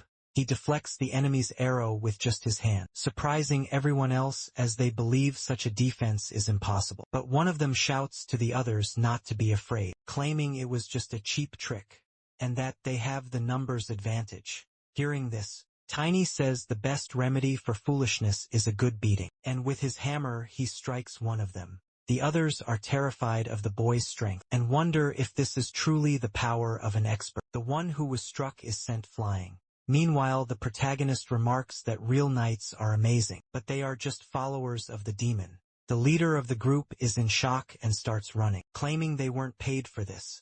Tiny, however, doesn't want to let them escape, so he dismounts his wolf and with a single strike to the ground, intends to kill them all immediately. He hits the ground with his hammer, causing a massive impact and cracking the earth. In this way, the enemies are swallowed by the ground. Tiny, still standing, watches his enemies defeated and fallen. Ironically, he says, his hammer turned out amazing and plans to use it even as he grows up. However, he still doesn't know how these idiots knew where he was heading, and thinks he should have spared one to interrogate. Just then, He hears the sound of a tree falling beside him that nearly hit him. His wolf managed to dodge the attack.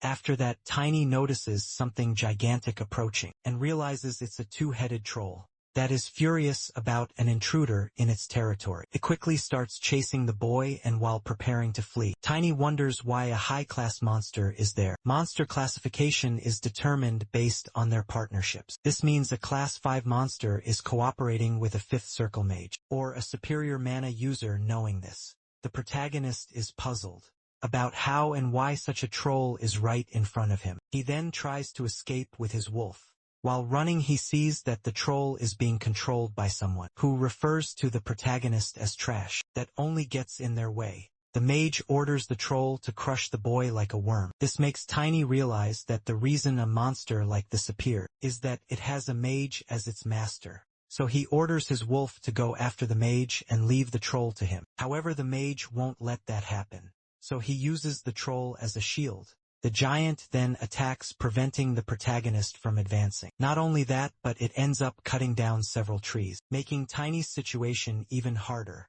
He realizes the monster is of the berserk type. Before he can react, the troll appears behind him and tries to catch him off guard, but Tiny narrowly escapes. He knows that Class 5 trolls have strength, enhancement, and regeneration abilities, but the berserk mode has its limitations, and he just needs to hold out until an opening appears. The giant tries to attack the boy with some kind of acid breath. However, Tiny uses a mana shield.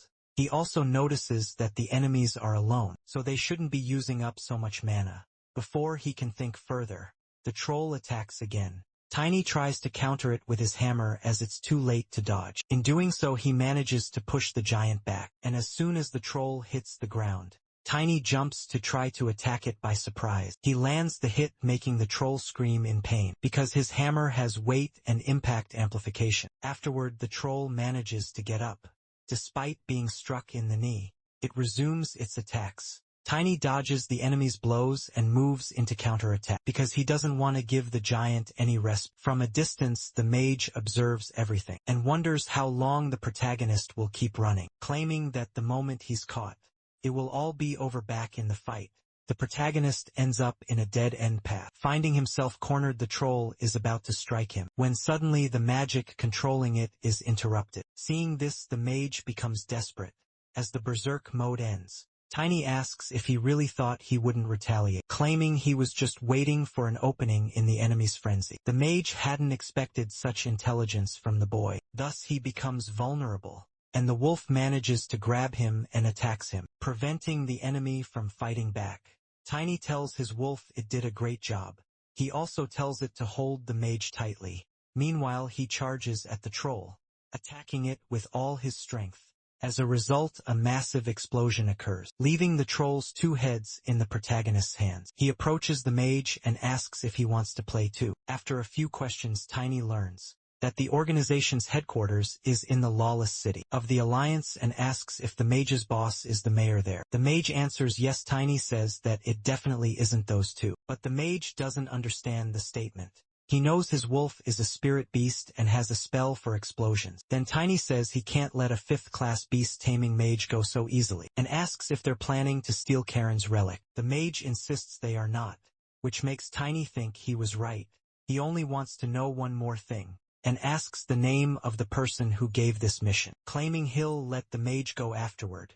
The enemy hesitates to respond, but the protagonist tells him to think carefully, and asks if he's ever heard of a head suddenly exploding. The mage responds that he thinks he has. Tiny asks if he thinks the chances of that happening to him are low, just because he's in Tiny's hands now. The mage panics at hearing this and doesn't know how to react. A little later, the protagonist is walking in the port city of an action. The people around are wondering who set off fireworks. After seeing a massive explosion in the sky, Tiny remembers the Duke telling him the agreement was over, and that he'd wait for him at the bar in an action. After walking for a bit, he finds the place. Then upon entering the bar, he is surprised because he didn't imagine he'd have reinforcement. The Sword Emperor himself. The man apologizes to the boy and says his shop doesn't sell alcohol to children. The protagonist notices the change in his face and is incredulous. He wonders if it's magical makeup. Butekant sensany mana. Some drunks tell the protagonist that this isn't a place for kids, and even laugh at his hair. They even say that all the other customers have already left. However, due to their mockery, the lunar wolf scares them and puts them in their place. It then returns to the protagonist with this. Tiny says they can't ignore him. The shopkeeper sees a black-haired spiritualist and concludes that the boy wants the house's special menu. He apologizes for not recognizing him sooner and then takes him to another room alone. The protagonist shows his badge. The man recognizes it as the Duke's certification, with the symbol of Valencia's secret organization. Black Wing. Not only are they the best warriors, but they are also the best at handling information and personal connections. The man introduces himself as Jay and says he is the commander of the Black Wings. Tiny understands this means Jay is literally the chief and has a question. He says that if Jay is the leader, he should at least be a blader class, but he didn't sense any manner from him, and asks how the leader manages to hide. Jay replies that he hasn't awakened the use of mana. He also says that sometimes the tricks for hiding mana become the hardest disguises to detect. Then he uses the Duke's face again, leaving the protagonist thoroughly impressed. Jay explains that it's just a simple disguise. Tiny then thinks he wasn't wrong and asks Jay if this isn't very dangerous. Jay replies that's what makes it all so exciting, making the protagonist think he has strange taste. Then Jay says they should focus on their work, not on his personal preferences. Jay reveals that Gail Anderson, the tsunami mage who was supposed to receive a recommendation letter, is missing. This information leaves Tiny quite surprised, because tsunami mage is a title given to a 7th circle mage. The protagonist asks if he shouldn't be especially stronger, since he's near the sea given the title. Jay says they lost contact with the mage during his voyage, and it's been 2 weeks since his expected return date. Tiny then says it's hard to make any recommendations in such a situation, but Jay says he had a plan. Be ready, and tells the boy to meet his new identity, showing him a new crest. The protagonist asks if he's sure the Sword Emperor sent him for this. He also asks if Jay knows the name Hustle, but it doesn't seem like he does. Tiny then says that Hustle is the demon follower, responsible for the current incident, and claims he received this information just before blowing someone's head off. After thinking for a moment, Jay says the name sounds like it belongs to an orc or beast, and decides to keep it in mind. Then one of Jay's servants calls him, telling him to hurry because they are here. Tiny asks who they are, but Jay just says he has to leave, because it means the big players have arrived soon. The protagonist imagines that something bad is about to happen. However, in the shop's hall, a grand party is taking place. Tiny comes across the so-called big players, who turn out to be a large group of hungry customers. The waiters are unhappy with the overwhelming crowd. This makes the protagonist wonder why a friend restaurant is doing so well. 2 days later, aboard the ship Flaxen, the boatman says they'll depart soon, until a hooded figure asks if this is the ship to Karen. Afterward, a sailor identifies the figure as a child, and asks where their identification is. Tiny, who had been keeping a low profile until then, shows the identification given to him by Jay. Immediately the sailor realizes he's a noble, and wonders why a noble is there without an escort. He quickly apologizes for his oversight. The protagonist says it's fine, as he's just a fallen noble now, even though he doesn't fully understand. The boatman wishes him a safe journey. Meanwhile, Tiny recalls Jay mentioning a noble family called Morse that was accused of being demon followers and disappeared 40 years ago. Black hair and dark eyes were marks of their descendants, but with so few heirs they couldn't recover over time. From now on, Tiny must assume the identity of one of the Moors, who fled and had a child with an elf.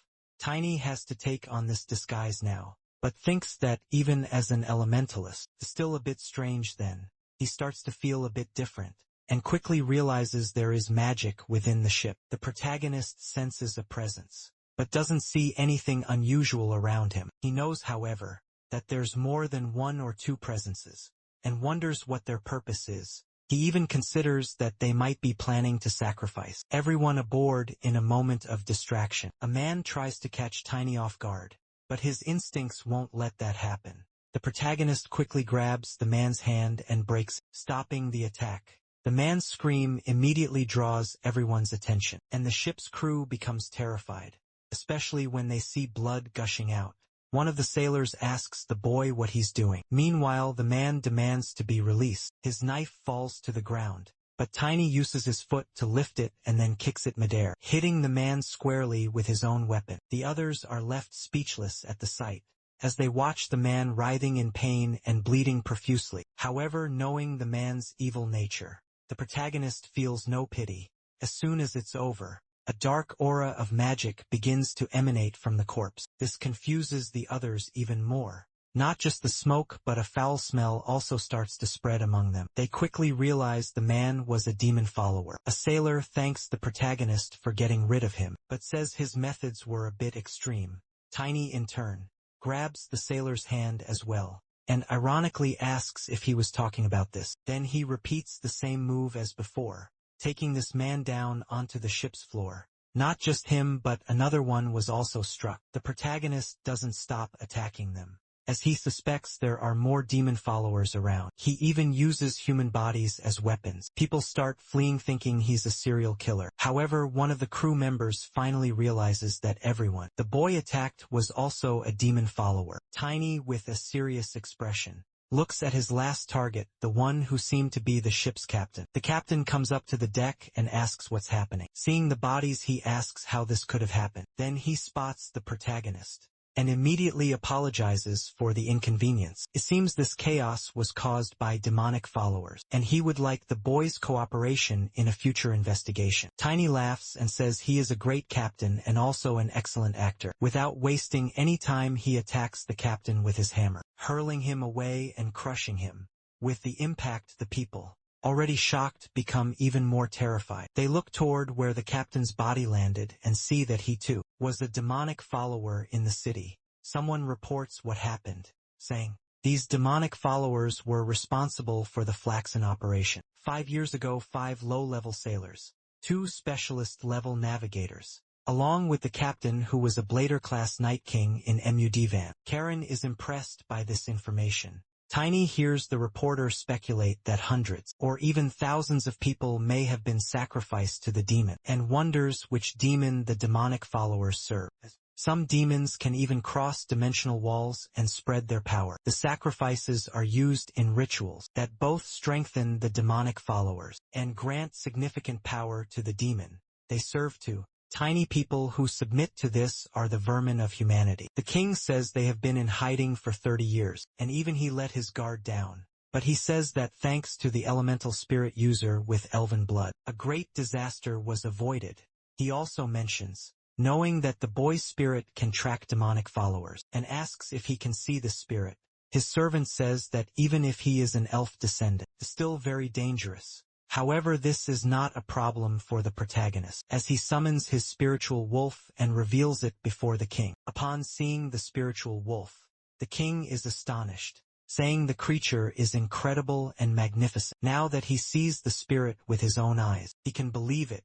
He also says he would like to speak with the boy in private, and asks his servants to leave. Surprising them, even the protagonist didn't expect this, as it's not common for a king to meet alone with a stranger, leaving him very intrigued about what will happen next. The king's servants ask His Majesty to reconsider, as they don't want to leave him alone with someone unknown. However, the king insists and says it won't take long.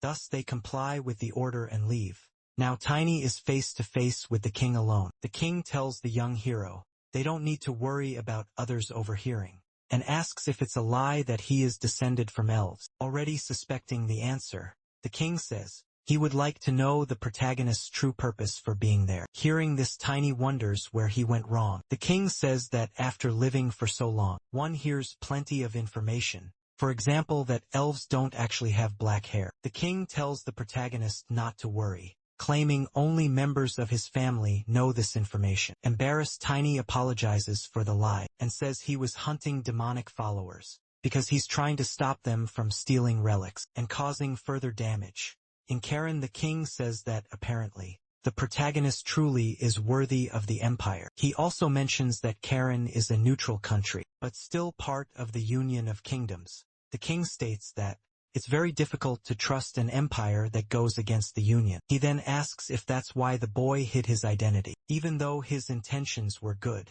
In any case, the king decides to trust the boy's words, making Tiny remember why he is known as a wise king. The king says the boy is a spirit user with a pure soul, which makes Tiny think even a wise man cannot avoid prejudice, because elemental spirit users deal with the essence of man, and spirits, they are natural enemies of demonic cultists, but just because of this they are labeled as good people. In his past life there was one who was entirely the opposite of this concept of goodness, and this bothers the protagonist a little.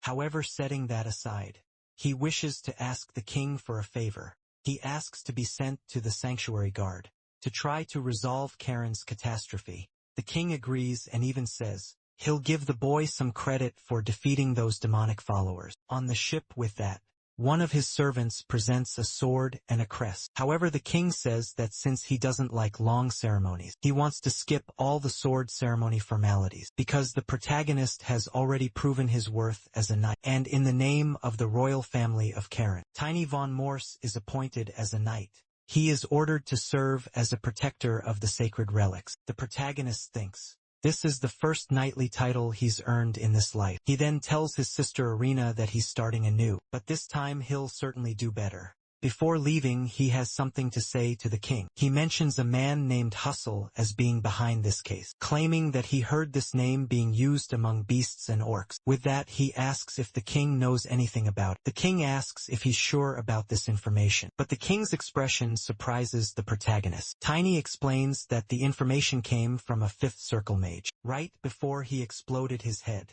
After that, the king simply tells Tiny to leave as he needs to think more about it. Elsewhere far away, a mage summons a creature. Seeing this, another man appears saying, "It's perfect because it looks like a tsunami mage." The mage who performed the summoning seems to have done so forcibly, but standing before him is Hustle, stating that a child managed to see through the veil, and things won't go as he wishes. Back at the king's castle, the protagonist is introduced to the other knights as someone who dealt with the demon followers. From Flaxen Mason, the sanctuary guard and member of the army, states that the boy is half-elf, so they shouldn't underestimate him just because he looks young, and despite being a knight who has barely left his cradle. This is because he proved his power and was knighted for it. The other guards are confused. Even the protagonist doesn't fully understand what just happened. Earlier he had asked the king if it was really okay to send him there so easily, as it could provoke opposition within the palace. But the king told him not to worry,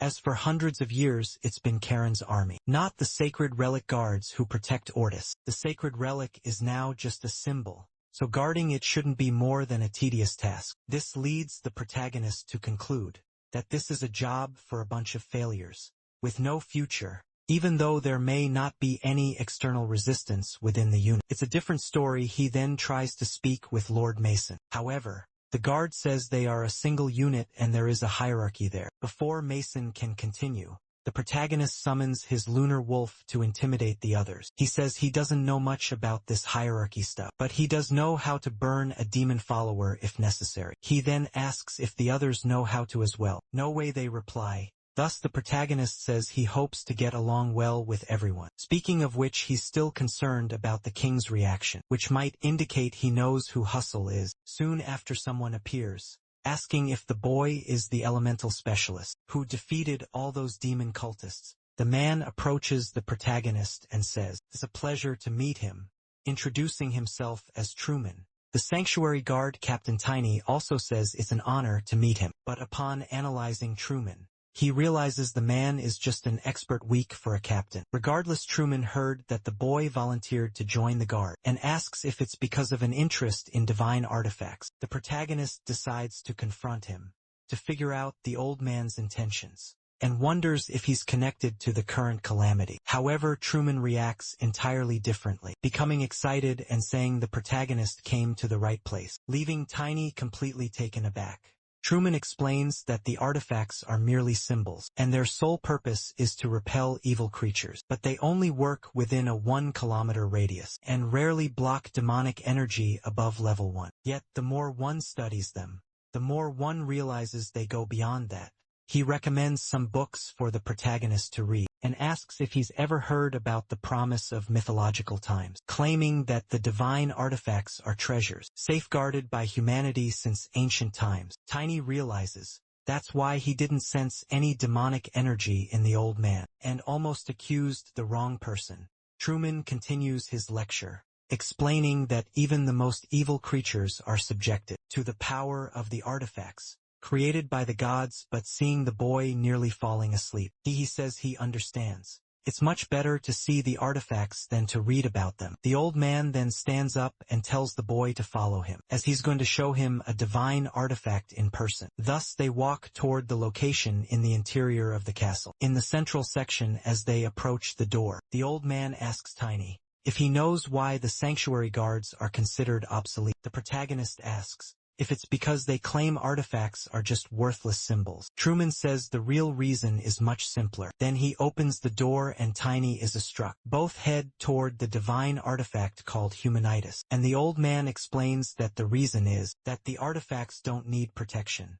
Tiny is deeply impressed by the artifact as he sees it up close. The old man says the artifact floats, but they don't know why. There's also a legend that says the unworthy shall not touch, and that alone is enough for the artifact to require no protection. Then he tells Tiny to try touching the artifact to see if he's worthy. But to the old man's surprise, the boy succeeds. Not only that, but Tiny realizes that it's a 7th-degree artifact, a mass of light that harms absolutely nothing in the world, and its power rejects everything not of this world. Tiny notices the barrier is speaking and that only he can hear it, so he asks if it's due to his sensitivity to mana. The glow makes the protagonist realize that the barrier itself is also an artifact. It even moves.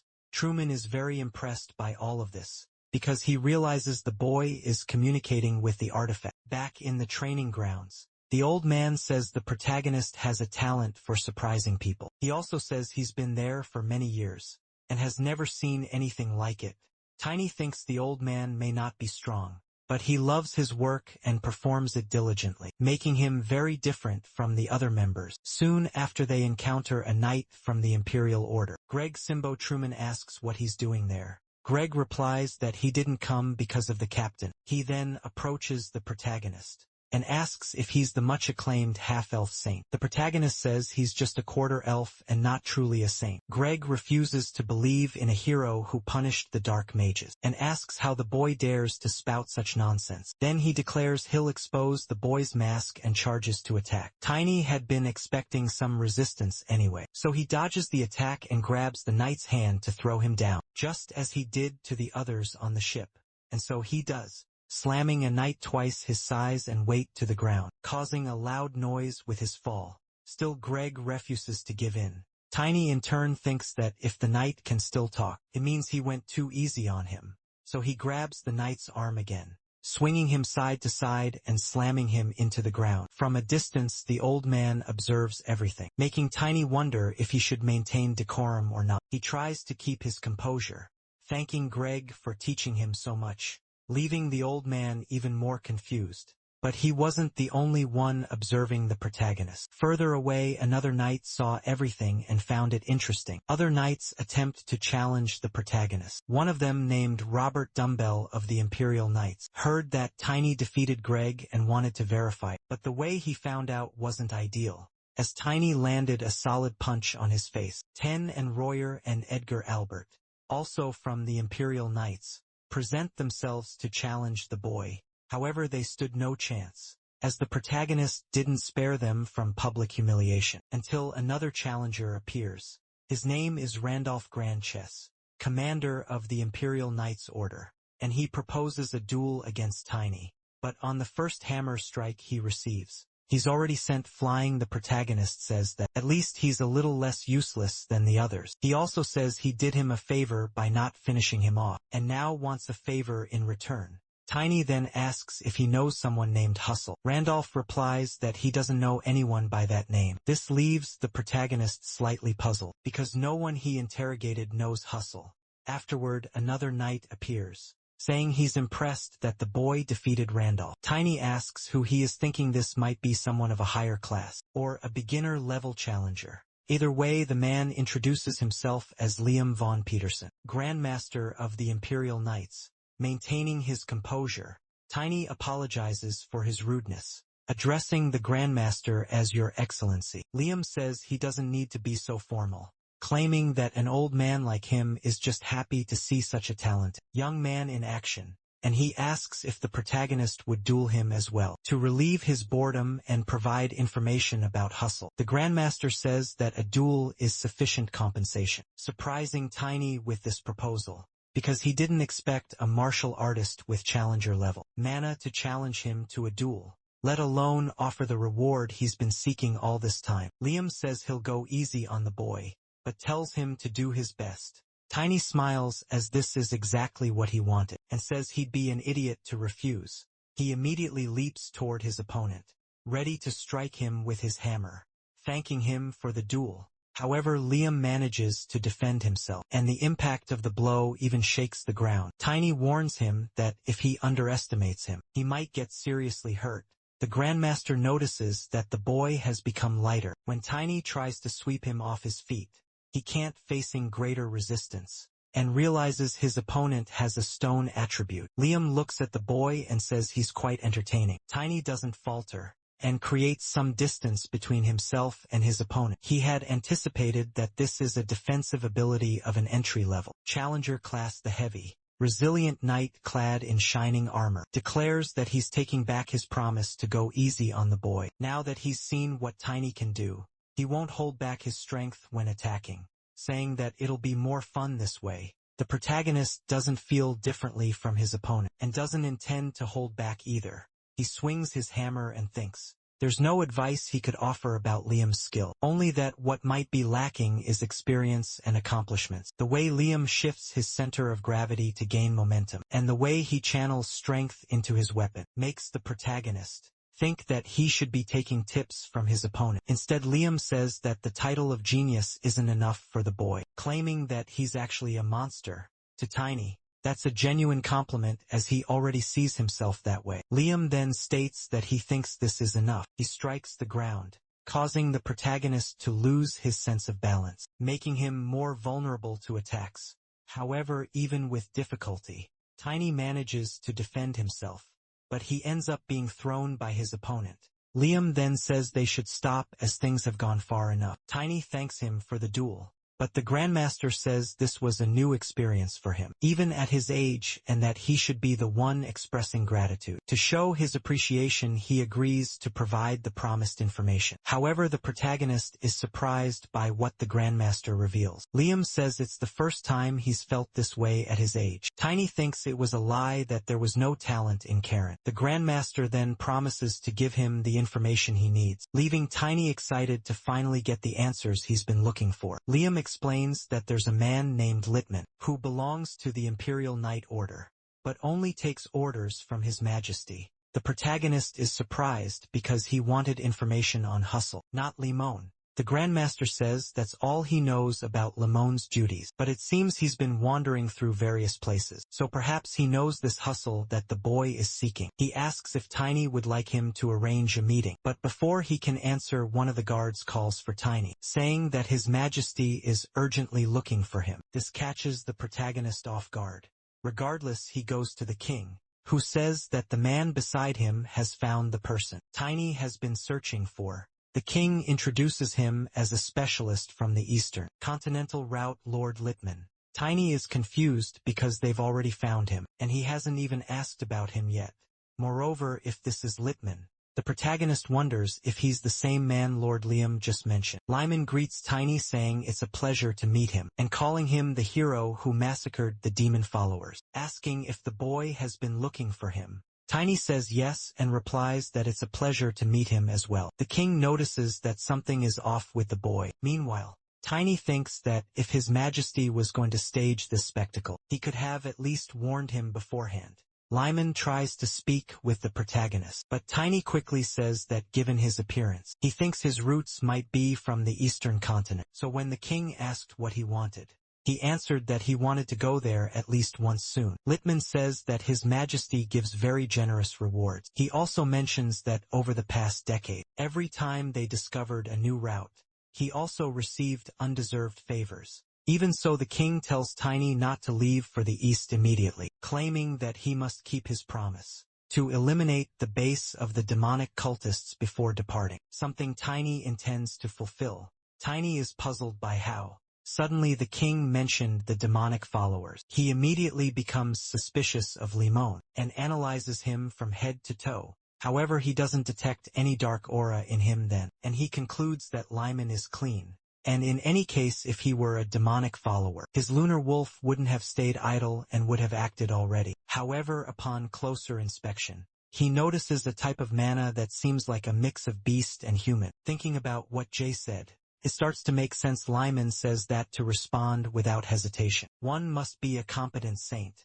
The king declares that Litman will assist Tiny in eradicating the demonic followers. Litman asks what the king means by that, since he was supposed to begin searching for Sergei the following day. But the king tells him to cancel that mission, claiming that eliminating the threats in front of them is more important, and that the best person he can mobilize right now is Litman himself. This leaves Litman slightly frustrated, but even though he's concerned about Gale, he understands that he must obey the king's orders. Tiny observes him and detects no demonic energy, but he believes Litman is Hustle. Later, he meets with the king and says that Litman is not a demonic follower. The king understands but still says it's good to be sure, and asks Tiny to confirm it himself.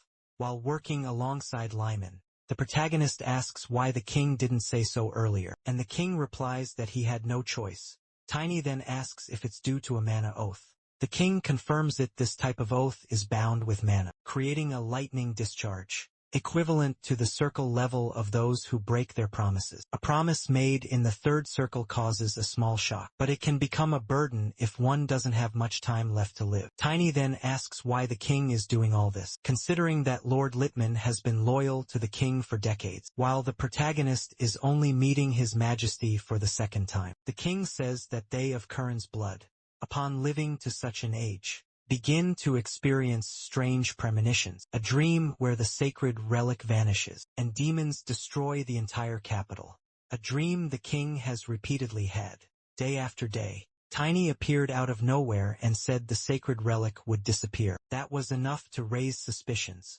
It would be great for the king if it were just an old man's random dream. If this ended only with the resentment of a loyal subject, then the protagonist feels something different, and realizes Hustle is no longer there, wondering if he left the palace. Tiny rushes off mounted on the lunar wolf, and thinks that not even his wolf could detect demonic energy. So he wonders if the real Hustle is somewhere else. But if that's the case, why would he flee at such a time? To the protagonist, the answer is quite obvious, and he just needs to gather some evidence to prove his point. At the city's port, some men are loading equipment onto a ship. One of them tells the others to move the boxes quietly, as they work at night specifically to avoid drawing attention. Then a hooded man appears and catches their attention. The man removes his hood, revealing himself as Lyman, but the men recognize him as Lord Hustle and ask what he's doing there, since they were expecting him only the next day. Hustle explains that something's happened. He says the king has put the boy on his trail. One of the sailors says the boy hasn't seemed to be around for a while, but Hustle admits he doesn't know what's on his mind. He orders the men to hurry because he wants to leave immediately. The sailors comply and rush with the preparations. However, what they didn't expect was for their ship to explode out of nowhere. Not only that, but it's rendered incapable of departing, as it's split in half, and standing on the ship's bow is the protagonist, asking what they're up to in the middle of the night, and calling them demon worshippers. The others immediately recognize it as an ambush, but before they can do anything, the protagonist strikes the ground with his hammer. Hustle sees that the boy has already taken down 4 of his men. Ironically, Tiny asks if anyone else wants to enjoy eternal sleep. Those still alive call him a monster. In turn, Hustle remarks that the boy may be a follower of God, but he's only at the expert class level, and must already be exhausted from all the fighting. He also tells his men not to fall for it, claiming this must be the protagonist's plan to recover mana. Tiny admits he's been found out, but says he doesn't care. Hustle comments that he didn't expect the boy to face him alone, and declares he will end him right now. But the protagonist tells him to try all he wants. Thus the two begin their clash. Hustle attacks with his sword. Tiny counters with his warhammer. He manages to block an enemy attack, leaving his opponent very surprised. While Tiny holds the enemy's sword, he orders his wolf to attack. The lunar wolf strikes the opponent, drawing blood with its blow. Hustle, enraged, asks how they dare to leave a scar on his body. He also declares he'll tear the wolf apart right before the boy's eyes, claiming that when a spirit is forcefully summoned, even tamers like him are shocked.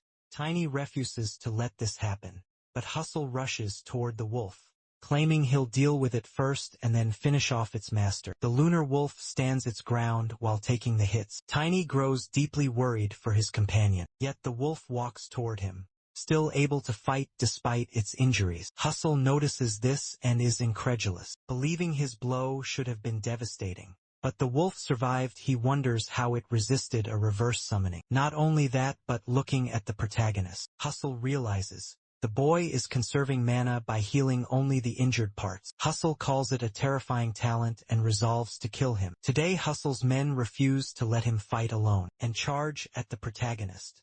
But with just one swing of his hammer, Tiny takes them all down. This allows him to refocus on the main enemy. As he advances, he calls Hustle a lunatic beast man. Tiny tells his wolf they're running low on mana and advises it to focus only on moving. Hustle realizes the king must have told Tiny about him, claiming that old man doesn't know how to be grateful. Tiny takes offense at how the enemy speaks. A flashback shows that when Tiny discovered Hustle had left the castle, the king warned him that Hustle was a man with many stories. Lobsters usually inherit the powers of terrestrial animals, but sometimes mutants are born among them. However, wolfmen kill these children immediately because they remind them of the ancestral sirens who defy their god. Tiny asks why the king is suddenly telling him this. The king explains that he once encountered a mutant who somehow survived and concealed his true identity to live outside his native village. Since the king needed his abilities, he swore on his mana to keep the mutant's identity a secret. But while sharing this, the king suffered severe damage due to the oath. Back in the present battle,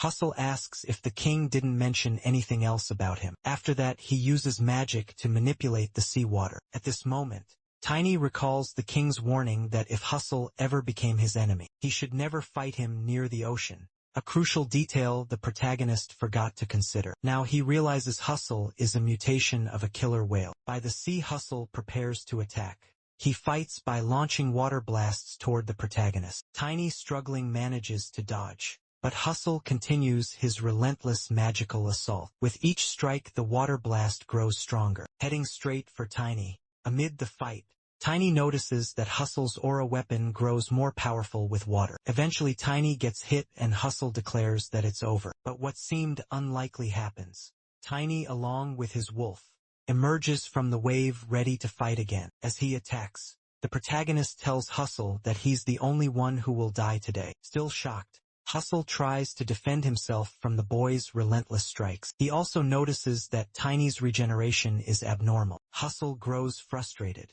realizing reinforcements should be arriving soon. But he knows he can't let this drag on any longer, and tries to hold his ground as best he can. Hustle moves away and the protagonist assumes he's fleeing, especially upon seeing the enemy diving into the water. This leaves Tiny quite frustrated. However, he soon realizes it's not exactly the case as Hustle reappears, stating that he's not just any ordinary specialist, and claiming he will delay his death a bit longer. Then he dives once more in his whale form.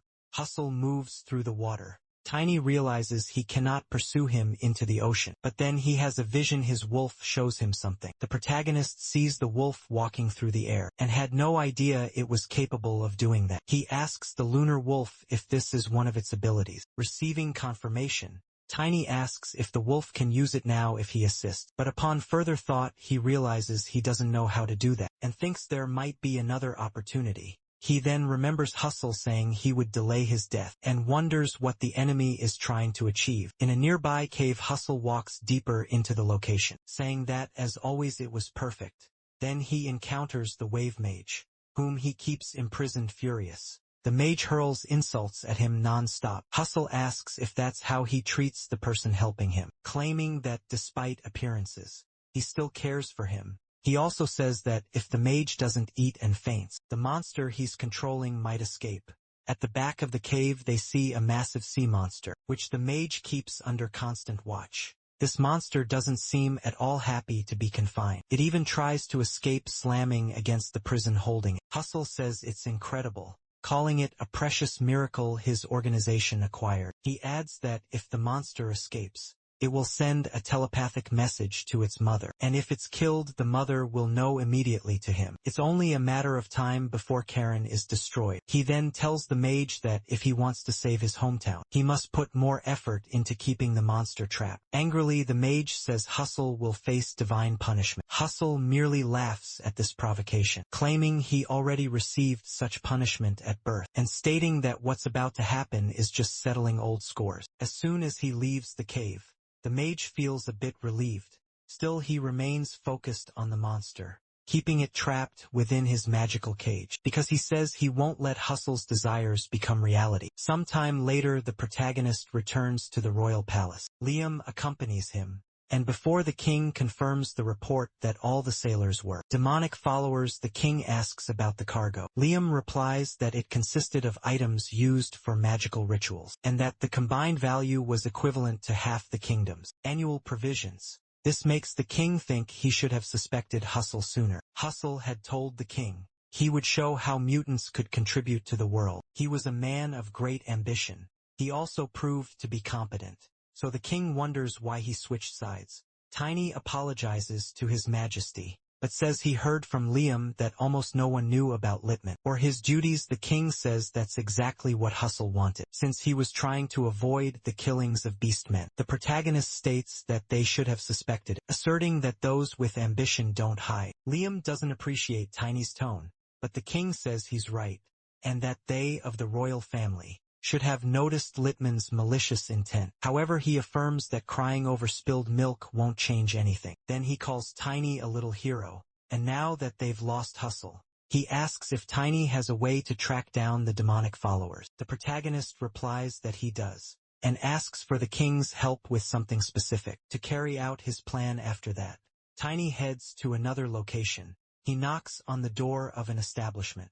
Jay answers saying they're still closed. However, the protagonist introduces himself. Jay doesn't recognize him due to his hood, but nonetheless he asks what's accompanying him. After some conversation, Jay understands what happened and realizes Tiny encountered a demonic follower who was difficult even for him to identify. Now he understands why things became so complicated, but Tiny says the man didn't have any apparent demonic energy. Hustle is simply working with the demon worshippers. Jake concludes that there really are people who make such choices, and he is truly speechless, as he didn't expect Tiny to approach him so directly. He says he has long wanted to show him the potential of the Black Wings. Tiny asks what would happen if he still had a chance. Jay asks what he's talking about.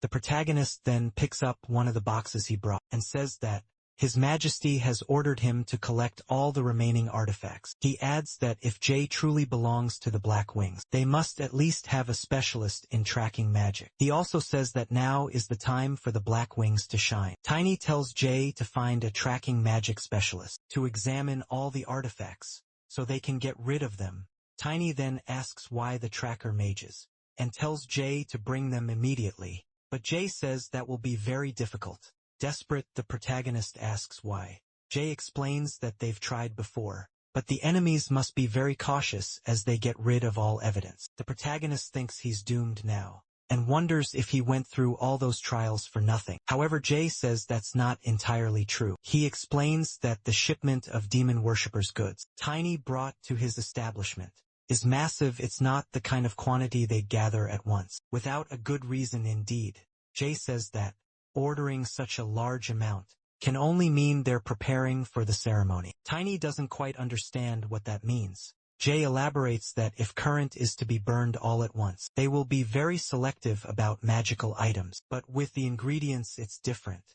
At least 3, and at most 10 ingredients are required to perform a single ritual. They'll try to acquire ingredients that don't draw attention, and to amass such a large quantity, it will take time. But if there's a shop in Karen that sells all the ingredients, they will certainly go to that place to save time. Tiny says that's impressive, and tells Jay he's not just good at business. A waiter approaches and Tiny asks what this is. Jay says he arrived at the perfect time, because he wanted him to try it.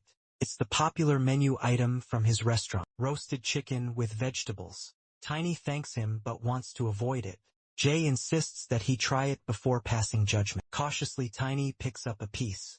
After taking a bite of the chicken, he's shocked at how good it tastes. He wonders how that's possible, as he didn't expect the dish to be this delicious. After finishing everything, Jay asks how it was. Tiny asks Jay why he doesn't work as a real chef. Jay feels proud of the compliment. As our video ends here. If you enjoyed it, please like and subscribe to the channel. Until next time, bye bye.